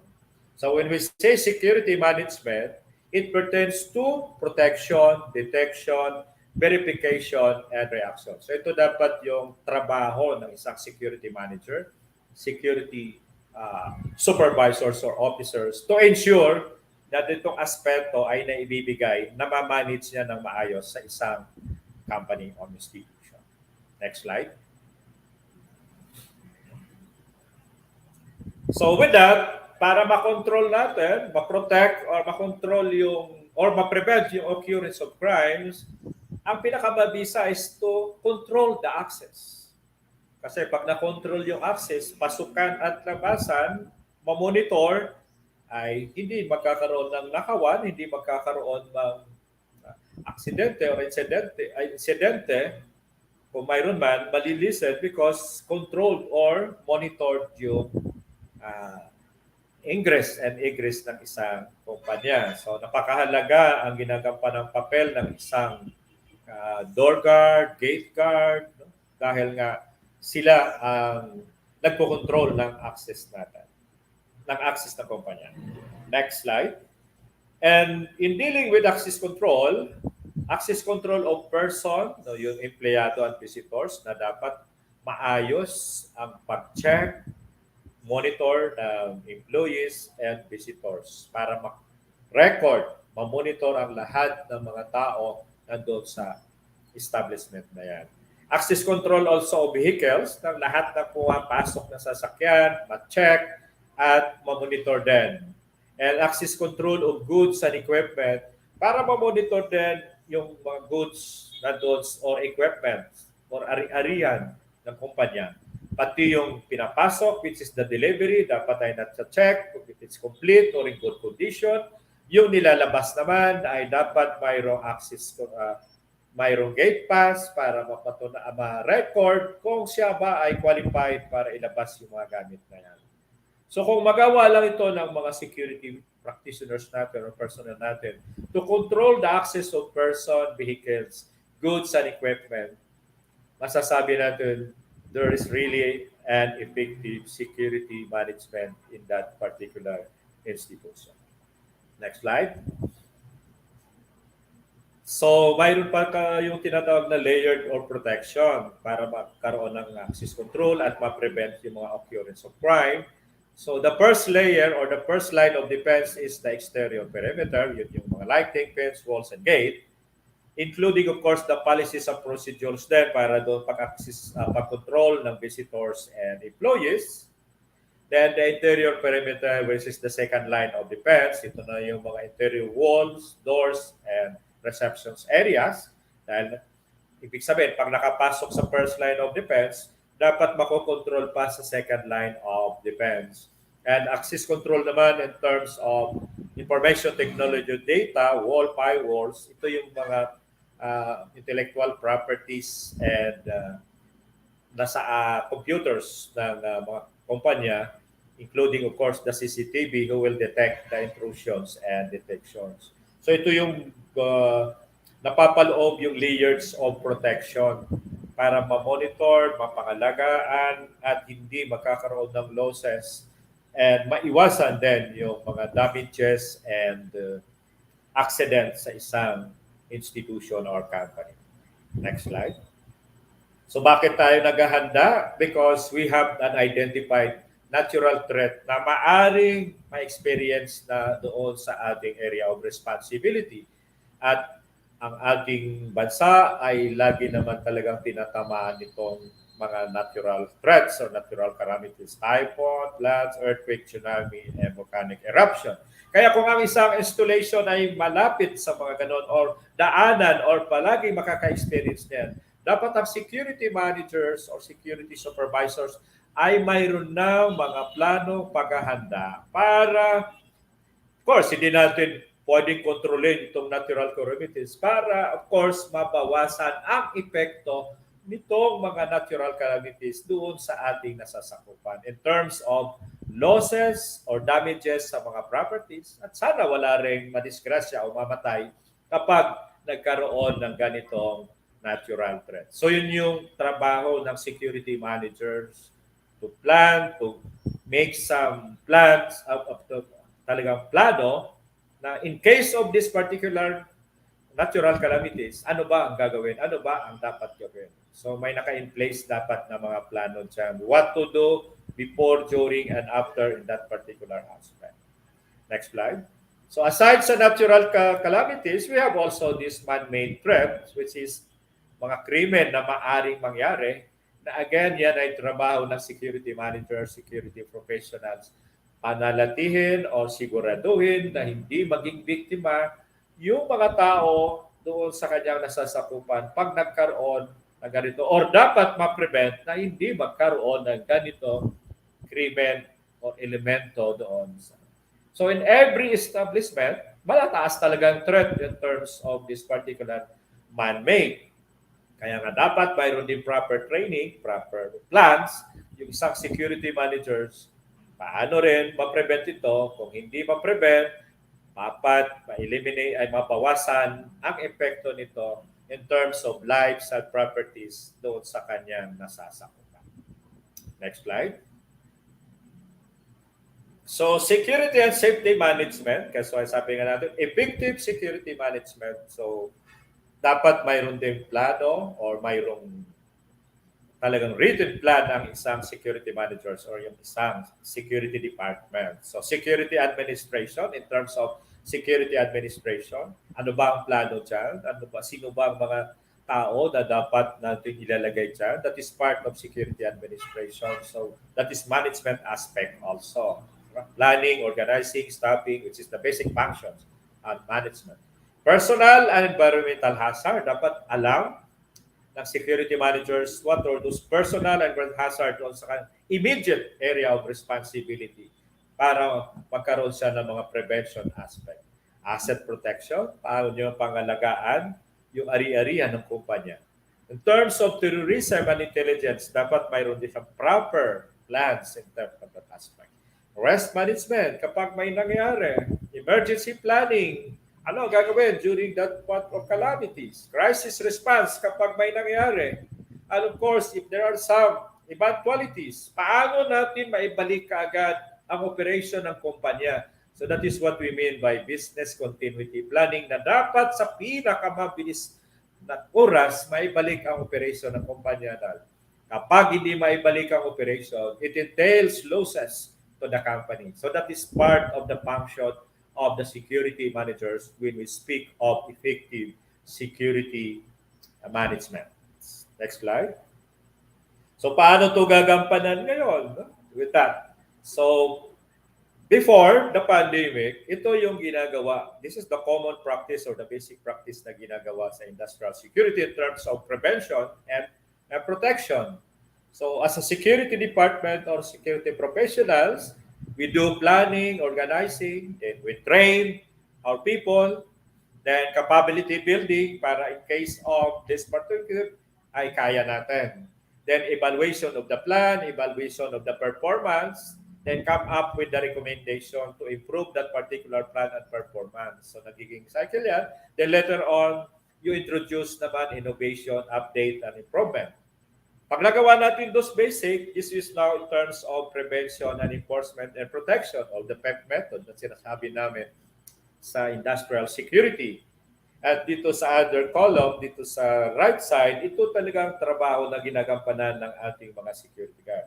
Kaya dapat makita natin ito sa ating mga security practitioners. Because they are securing the premises and personnel by doon sa area, there's a need, of course, of the security guard to conduct roving or patrolling. So pag hindi umiikot yung gwardiya, so ibig sabihin may lapses na yan sa kanyang trabaho. Monitoring and surveillance of the equipment by CCTV and other aspects. Inspecting the buildings para makita kung may mga unsafe conditions. Equipment also, in-inspect also. Permitting entry, access control kung siya ay qualified to permit, and to restrain also kung hindi siya qualified. And then to plan or to effect yung prevention of losses and damages sa kanyang nasasakupan. And of course, informing violators about the policies and rules and regulations of the company. So napakadami ng trabaho ng ating mga security guard. Kaya in fairness, sa ating mga security guards o security personnel, minsan parang hindi naman tama pag sinabihan natin yung mga gwardyang trabahong tamad, walang ginagawa, walang pakinabang. O maybe, mayroon talagang gwardiya rin na hindi totoo committed sa kanyang trabaho. Kaya nakita tuloy, nagkuglang yung kanyang pag-perform ng kanyang trabaho. Pero kung totoo o tama ang training ng gwardiya at sa professional na practitioners at ginagawa niya lahat ito, alam nyo, parang Superman na yung gwardiya natin dahil sa dami ng kanyang trabaho. Kaya minsan, we security practitioners ay humihingi kami ng karagdagang manpower kasi parang hindi na pwedeng gampanan ng mga nilagay natin una habang lumalaki ang isang business, lumalaki rin ang pangangailangan ng business dahil nga napakalaki ng ginagampanan ng mga security practitioners doon sa inyong area of responsibility para mapanatili na secured and safe ang isang institution. Next slide. And those pandemics, and maybe after, sinasabi natin post-pandemic or with new normal, still we're doing that basic duties of security guard. Kaso lang may karagdagan na, of course, the required compliance ng ating mga government agencies para manatili rin na hindi magkakaroon ng hawaan during the post-pandemic. Sa ngayon pa rin naman, sinasabi natin na hindi pa naman totally talaga nawala yung COVID. Kaya may sinusunod pa rin tayo mga minimum protocols in terms of that particular aspect. And then the facilities should be compliance also. So in some companies, skeletal workforce pa, kaya in that aspect, nag-iiba rin ang mga security managers ng kanilang procedures because of that particular aspect na skeletal. And alam naman natin na medyo mahina pa yung business, although sabi nga kahapon sa PCCI Philippine Business Conference, we are back, sabi ng mga negosyante. We are open. We are now ready. So, but still, ngayon pa lang halos bumabangon. That's why cost-cutting pa rin yung mga private companies. At ito talaga ang aking laging sinasabi in terms of efficient or effective security management or providing or safeguarding the institution, there is really a need of training of our security personnel. Totoong training at talagang makabuluhang training. Not only the ordinary security guards, but also the security supervisor, security manager, at lahat ng may kinalaman sa security and safety, there is really a need of proper training. There's no substitute for proper training. Kahit kung may proper training, talagang magagampanan nila yung kanilang tungkulin. Next slide. So with that, in the industry, ito nakikita kong sagot ng mga training dyan na dapat sundan ng mga security professionals. And maybe if you are a business owners, you can support also our security personnel, security guards, in terms of providing funds or support for this particular training. Ang gwardiya supposed to be bago pumasok sa kanyang trabaho o mabigyan ng lisensya ng ating PNP Social, they will undergo the pre-licensing training or PLTC. So dapat may lisensya, nag-training, din nabigyan ng lisensya. Then after 3 years, doon sa RA Republica 5 po natin, bago sila mag-renew, mayroon siyang enhancement training. A year before mag-renew, kasi 3 years yung lisensya, dapat mayroon siyang proper training, 1 year naman before, doon sa enhancement. At magre-retraining siya 60 days before mag-expire ang kanyang lisensya. So dapat nasusunod yan kasi nasa batas. Pero there's still a lot of practices na hindi nasusunod dito. And then we have also the basic supervisory course para sa mga supervisors naman. Hindi ko pala nailagay dito. And we have specialized training para sa mga VIP security, itong PSPC or bodyguard na tinatawag natin.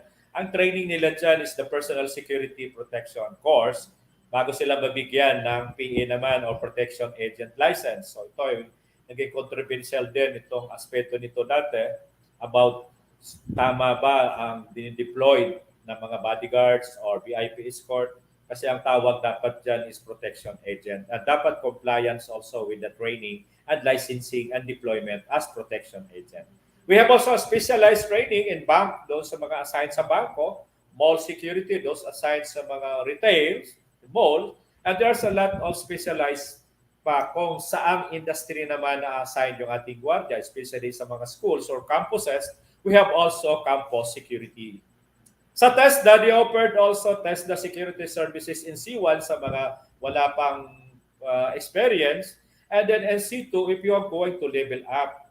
So this is an advantage of security guard na kung sila pupuntang abroad, that if they have the TESDA certificate, national level 1 or 2, nakasulat doon yung competency na sila ay competent in that particular aspect. So ibig sabihin, they can leverage also to the international competency kung saan silang pupuntang bansa.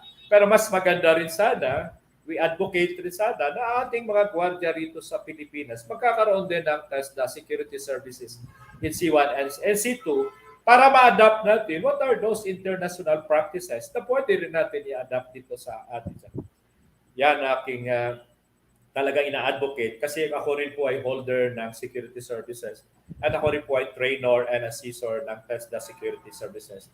Likewise, I'm also an accredited trainer and training director ng PNP Social natin. We have adherence to the laws o ano bang kailangan talaga ng isang security protection.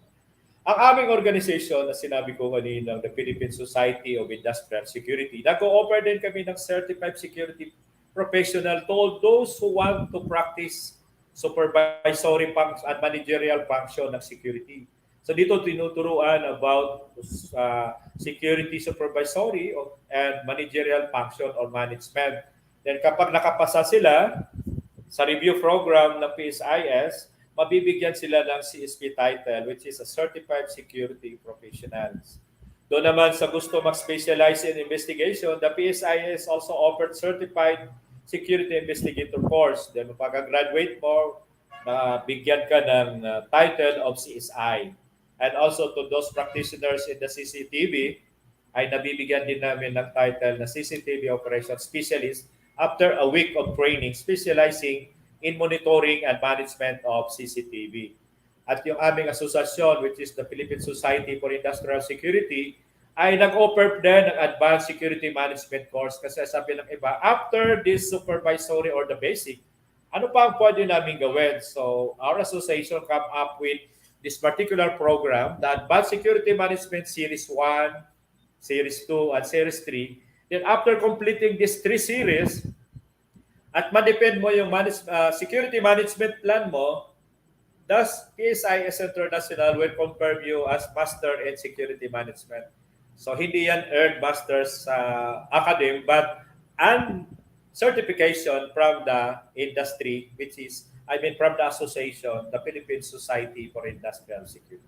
Kaya kung gusto mo talagang earn degree, pumunta ka sa school. So the Philippine Christian of University, which I'm also handling, this particular program, the Master in Management in Major in Industrial Security Management. Parang mayroon kang titulo na it is as CHED, talagang recognized institution, the Philippine Christian University, which is, of course, autonomous institution.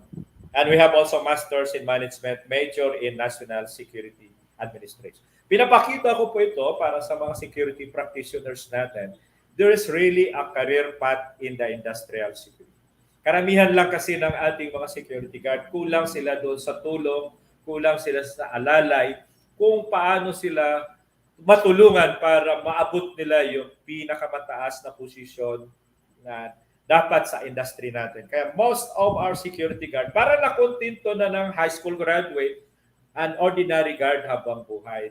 And that is now my advocacy to help them na there is really a trend or a career in the security industry, because I'm the living testament na a role model for them that from an ordinary guard, ito'y kinuha ko, ito ang aking naabot dahil nga nagkakaroon ako ng aking planning of my career in this particular industry. So I think this helps sa ating mga security professionals that to have that particular aspect in their career also. Next slide.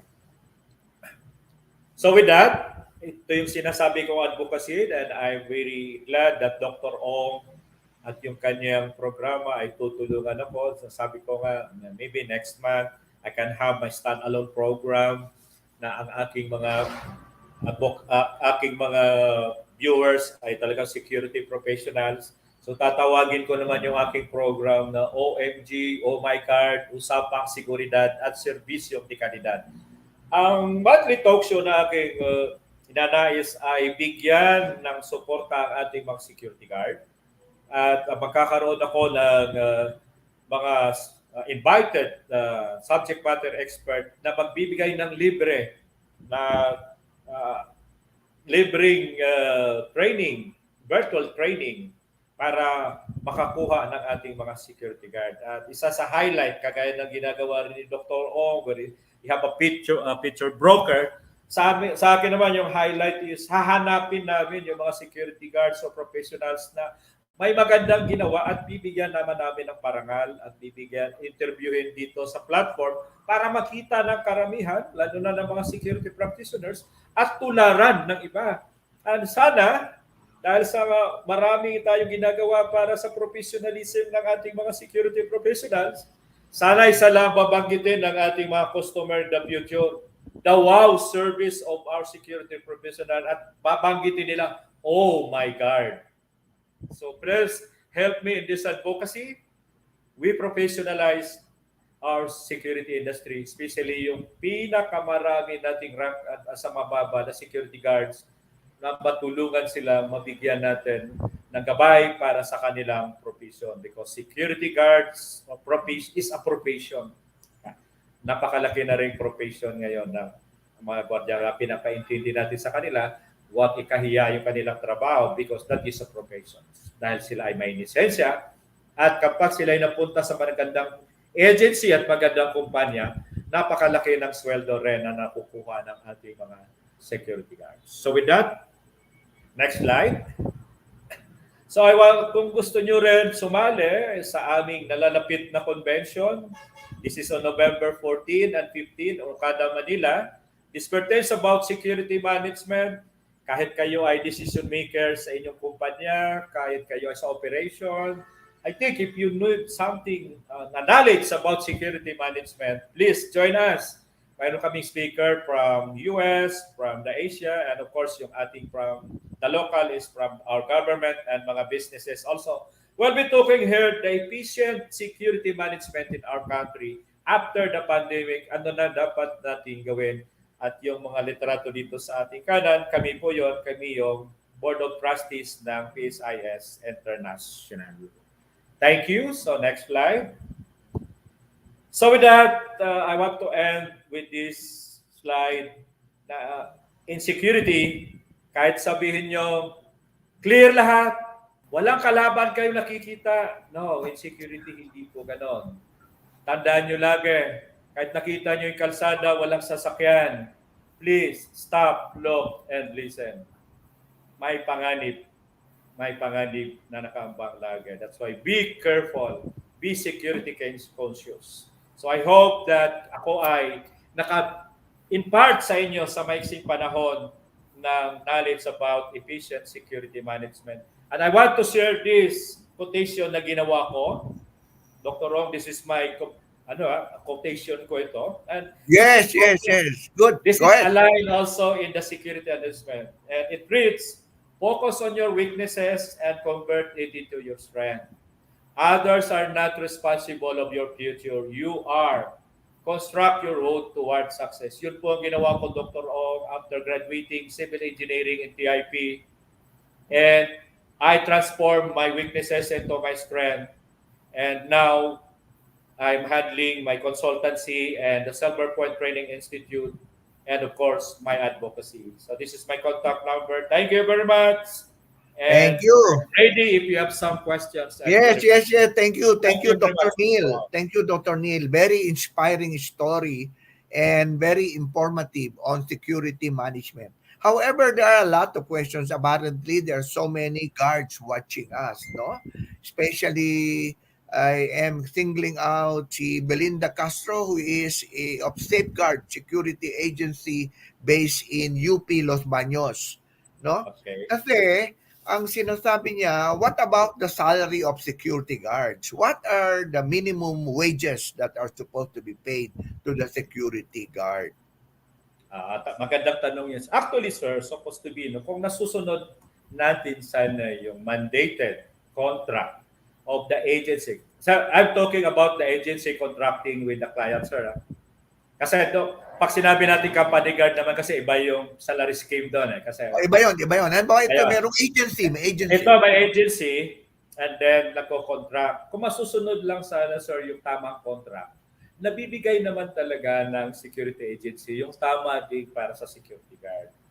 Sad reality now ay hindi pa rin nasusunod sa ibang mga businesses yung tamang contract mandated by law na supposed to be a contract of the 8 hours at the 12 hours contract for the guards. So sabi naman ng agencies kasi, hindi kaya ng kliyente niya yung ganong contract, kinuha niya, kailangan naman maibibigay namin lahat sa gwardiya, ano matitira sa agency in fairness naman for that particular thing. So we are calling sa mga businesses to dapat titingnan din yung mandated contract sana ay masusunod para maibibigay din ng agency what is mandated also for the guard. Kaya maraming agency naman talaga, sir, na maganda ang kontrata nila, binibigay nila talaga totoo sa gwardiya. Marami. There is a question. No? There are so many agencies. How many agencies ba do we have registered with PADPAW? There are so many agencies who are not paying the right wages. And there are so many, they're asking for bond, which is not being returned to the guard upon resignation. Paano ba yun? Yes, sir. Mahirap kasi, sir, pag-usapan yung that salary kasi I'm not in the position maybe to answer that particular aspect. No? Kasi depende yan sa mga business owners. No? So, ako naman pagdating yung sinasabi nilang bond, mga bond daw ng security guard na hindi naman na ibabalik. Ano ba yan? So, dapat, sir, doon yun sa kanilang agency nila.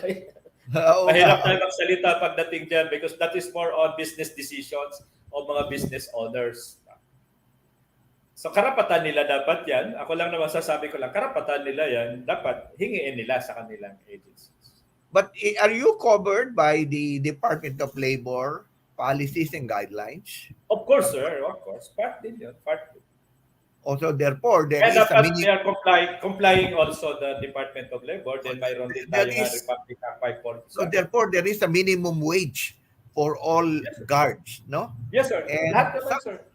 Tanong dito, sometimes they are not being paid the minimum wage, even law, kinakaltasan daw ng security agency. Yan nga, sir. Yung sinabi ko kanina nga because of the contract Mababa, ano? Pag mababa ang kuha nila, mababa din ang bayad. Kaya nga sabi rin ng mga agencies, paano naman kami kung ibibigay namin lahat? Paano naman yung business ko? Kaya nga sana panawagan namin, kung masusunod lang yung tamang kontrata, of course, may bibigay din lahat ng agency yung nararapat. And Kaya siguro sa mga gwardiya, kung may proper training sila at maganda yung qualification, pumunta na sila sa mga agency na talagang nagbibigay ng magandang yung tama, dahil nga sigurado yan, ang kanilang kliyente ay nagbibigay din ng tama based on the contract. Tanong dito, Sir Neal, how many security agencies are there in the whole Philippines? Do you know? Lately, sir, thousands na, sir. More than thousands na, sir, agencies. Hindi ko lang makuha yung exact. Pero more than thousands.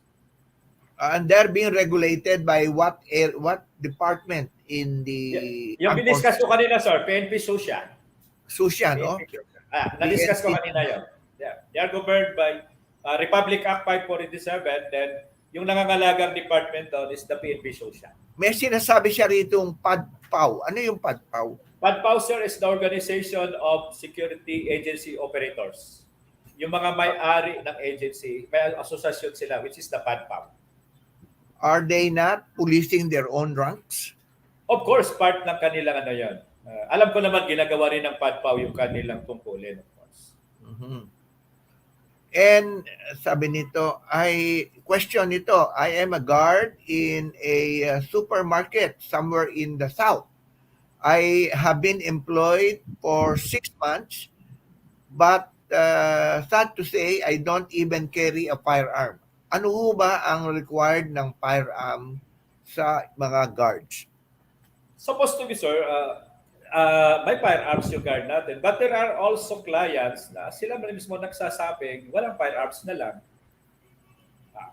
Pero the general rule, sir?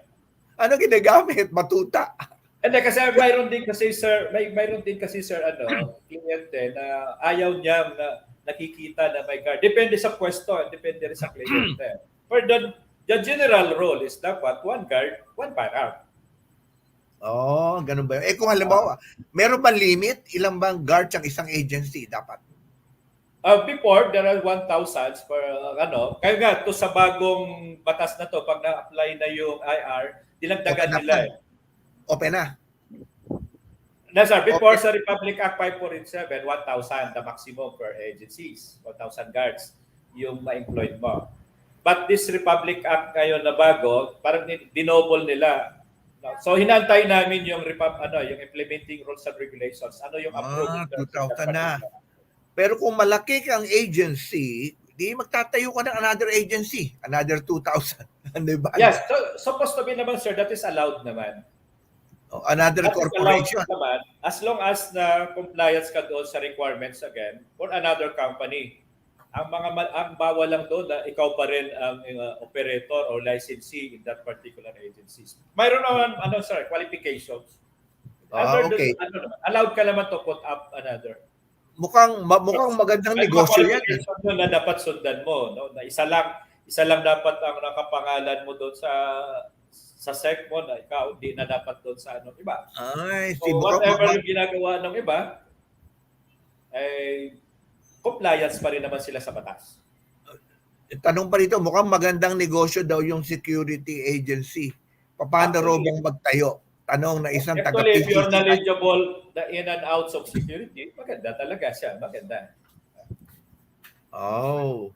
Okay, kasi alam mo naman kahapon nasa PCCI tayo, marami doon na naghahanap investor, naghahanap ng negosyo. Yes. Ngayon, nakinig silang... Kagaya ng sinabi ko nga kanina, sir, in every business na tinatayo, they need security guards, security person. So increasing yan, dahil maraming tinatayong business, buildings, increasing. Oh, good. There's a great demand of the services. Okay. Ito ang last question na kasi alam mo, we're running out of time. Napakagandang lecture mo. Alas 5 na. Ang tanong nila, ganito, sabi niya, you are somebody worth emulating starting from a security guard and now you rose from the ranks. Ano ba ang nakita mong one pitfalls and one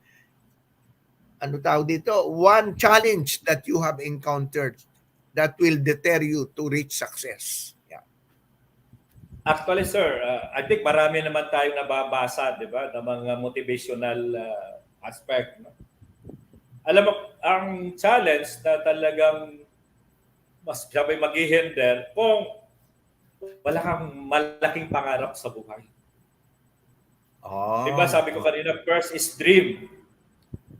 Naniniwala ako nangarap ako at naniwala ako sa sarili ko, nakakayanin ko. At hindi ako titigil habang hindi ko maaabot yan. So, yan naman ang nakikita natin sa mga motivation. Just go on. Diba? Huwag bitawan ng pangarap. Sabi nga, baka hindi ngayon. Baka bukas. Baka sa sunod na araw. Diretso lang. Kaya sabi ko kanina, hindrances and obstacle, you will encounter that. But be flexible. Lumiko ka lang ng konti, but diretso pa rin kung saan yung gusto mo patutunguhan. At the best thing kasi, sir, is lagi kong sinishare dito sa ating mga estudyante, mga young professionals. You have to develop yourself. Para opportunity comes, ready ka na. Dapat habang wala pa yung opportunity, nire-ready mo na yung sarili mo. Kaya ako, ng ordinary security guard ako, training ako ng training, aral ako ng aral. Tuklas ako ng tuklas. Talagang education, ha? Oo. Yes, sir. Education is the key. Talaga, sir. Oo. Yes. Education Knowledge is the key. is power. Yun. Knowledge power. Ngayon, alam mo, napakaganda. Alam mo, from security industry, napunta pa ako sa academe, sir. Oo nga. Yung practice ng academe, dinala ko na ngayon sa security industry. Oo nga. Ayun ang area mo. You're in the academe, but you are in the industry, in the security agency. Ang ganda. Kaya, and then, pinataas natin yung bar ng training ngayon, combining the academe, kasi yung academe dapat, di ba, yun yung sumasagot ng gap ng industry. Correct. Ano bang kailangan ng industry in terms of the competency of their workers? So yun yung sinasagot ng academe. So ngayon, nakita ko sa academe, nakita ko yung industry, pinag-combine ko the needs of the industry and academe. So they will solve ngayon doon sa competency na na hinahanap ng mga kumpanya. I'm sure that our viewers, Dr. Neal, have learned a lot from you. Yung success story mo. Thank you very much, sir. And before we let you go, can you give us a parting message? Parang inspirational message lang, maikli lang. Para sa ating mga negosyante, sa ating mga gustong maging security guard, sa ating gustong maging successful in life. And I think I still believe doon sa 4 na steps na ginawa ko. Dream, believe, plan and work hard for your dream and pay it forward. That is the key to success. Okay, very well said, Dr. Neal. Maraming salamat for your time. This is the second time and I hope it's gonna be the third time. Ibang topic naman pag-uusapan natin. Thank you so much. But in order to show our appreciation to you, we're gonna give you a simple certificate, no? That we'll send to you email, no? Thank you, sir. Dr. Neal Silva for certificate of appreciation for being with us and talk about effective security management in business enterprises. So we value it, we honor it. It will be part of our archives of very valuable information regarding this sector, regarding this industry. So Dr. Neal Silva, maraming salamat. Thank you, sir. And I'll see you soon. Sir, please support me in my advocacy. Yes, let us support each other in our advocacies. Na? Okay, yes, thank sir. you so much, Dr. Silva. Maraming salamat. Thank you. Okay, so nakita niyo naman, from rags to riches, from an ordinary security guard to now a head of a company that he owns. And also both in the academe and industry. Kaya gusto ko yan kasi we both came from rugs. In other words, nag-umpisa din po talaga tayo sa mababa hanggang sa tumaas. And that is a good success story of a person that can be emulated. Okay. So now, before we go, let's go into, sana po natuto tayo, no? Go into some acknowledgement, no? Okay, the Asian Center of Entrepreneurship and Real Estate will be holding its beginner conversational Chinese language course on October 22 to 24, Saturday to Monday. Malapit na po yan. Sa Sabado. So 7 o'clock to 9 o'clock. No po. At kung if you want to enroll or scan the QR code, at it's now, I think how many? They did have about 100 participants, no? Kaya paki-scan lang po yung code, join now and contact ASRE, and so that we can all learn Mandarin. Ni hao ma. Okay, hello. Okay. Also, even a professional training center is holding its continuing professional development webinar on October 24 from 10 a.m. to 4 p.m. Ako po have been invited to speak about global networking and marketing, and talk about real estate economics. No po. At please, if you are renewing your licenses, please join us. Okay. So on the third quarter General Assembly of the Rebap Cavite is going to have their own webinar on October 26 ba yan? Okay. And please join us. Get ready with your costumes. Ba? Meron palang costumes to, no? Kailan ba to? 26. So join us on the 26th of October. Okay. So on the 5th General Membership Meeting of then we will be speaking with Rebap on the real estate trend. No? That is gonna be on October 28. On October 28. Please join me. Sponsored by Kilan, by Aboitislan and Urban. Okay, so join us. Okay.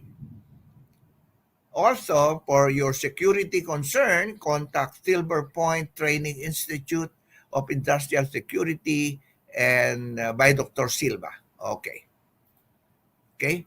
And also now, ito Kate, di ko makalimutan to ha, to prevent aging so that you can have a smoother skin. Ang sagot dyan ay stem cell therapy. Pampuyan, dapat yan ay umiinom tayo ng stem cell therapy so that mga capsules so that we will prevent aging. Kahit na po tayo senior, hindi tayo magiging mukhang senior. Mukha lang tayo mga 40s, di ba? At tinan nyo naman yung aking model, si Kate Dalaga Garcia. Tinan nyo, no? Okay, ito po yan. Yan, okay. So, alright, meron pa? Okay. So again, the Asian Center of Entrepreneurship and Real Estate is hiring specialists, IT specialists, and then 2 secretaries, and also 2 researchers, no? At importante dito ay merong IT literate, no? At saka very pleasant personality and willing to work overtime, so that especially and willing to be assigned in places where research are being undertaken. Okay, apply now. ASRE, the Asian Center of Entrepreneurship and Real Estate Incorporated. Okay. So, meron pa? Okay, now we move on to the last segment of our episode 123, and that is economics. What's the quote of the week? The quote of every human being is the author of his own health or disease. That is according to Buddha, Gautama Buddha. So, talaga naman we hold our lives, no? And the safety and protection of our families also depends on us. Kaya po dapat, bago yan, alagaan natin ang ating mga sarili. Sabi pa nga yan ni Buddha, no? Okay. So now, well, overtime na naman tayo kasi ang ganda ng ating mga topics. So we're supposed to be staying here only up to 5 o'clock, but we have overstayed already. So, well, what can I say? Thank you for being with us in these 2 hours or a little bit more than 2 hours. And just like what I always say, on behalf of my team, si Rosa De Jesus, si Eliza, and Krisha May, and the other, and the whole team in here in our studio, please join us again next Friday as we explore another exciting issues on our episode 1 to 4. Maraming pong salamat and stay safe, be healthy, and God bless all of us. Mabuhay!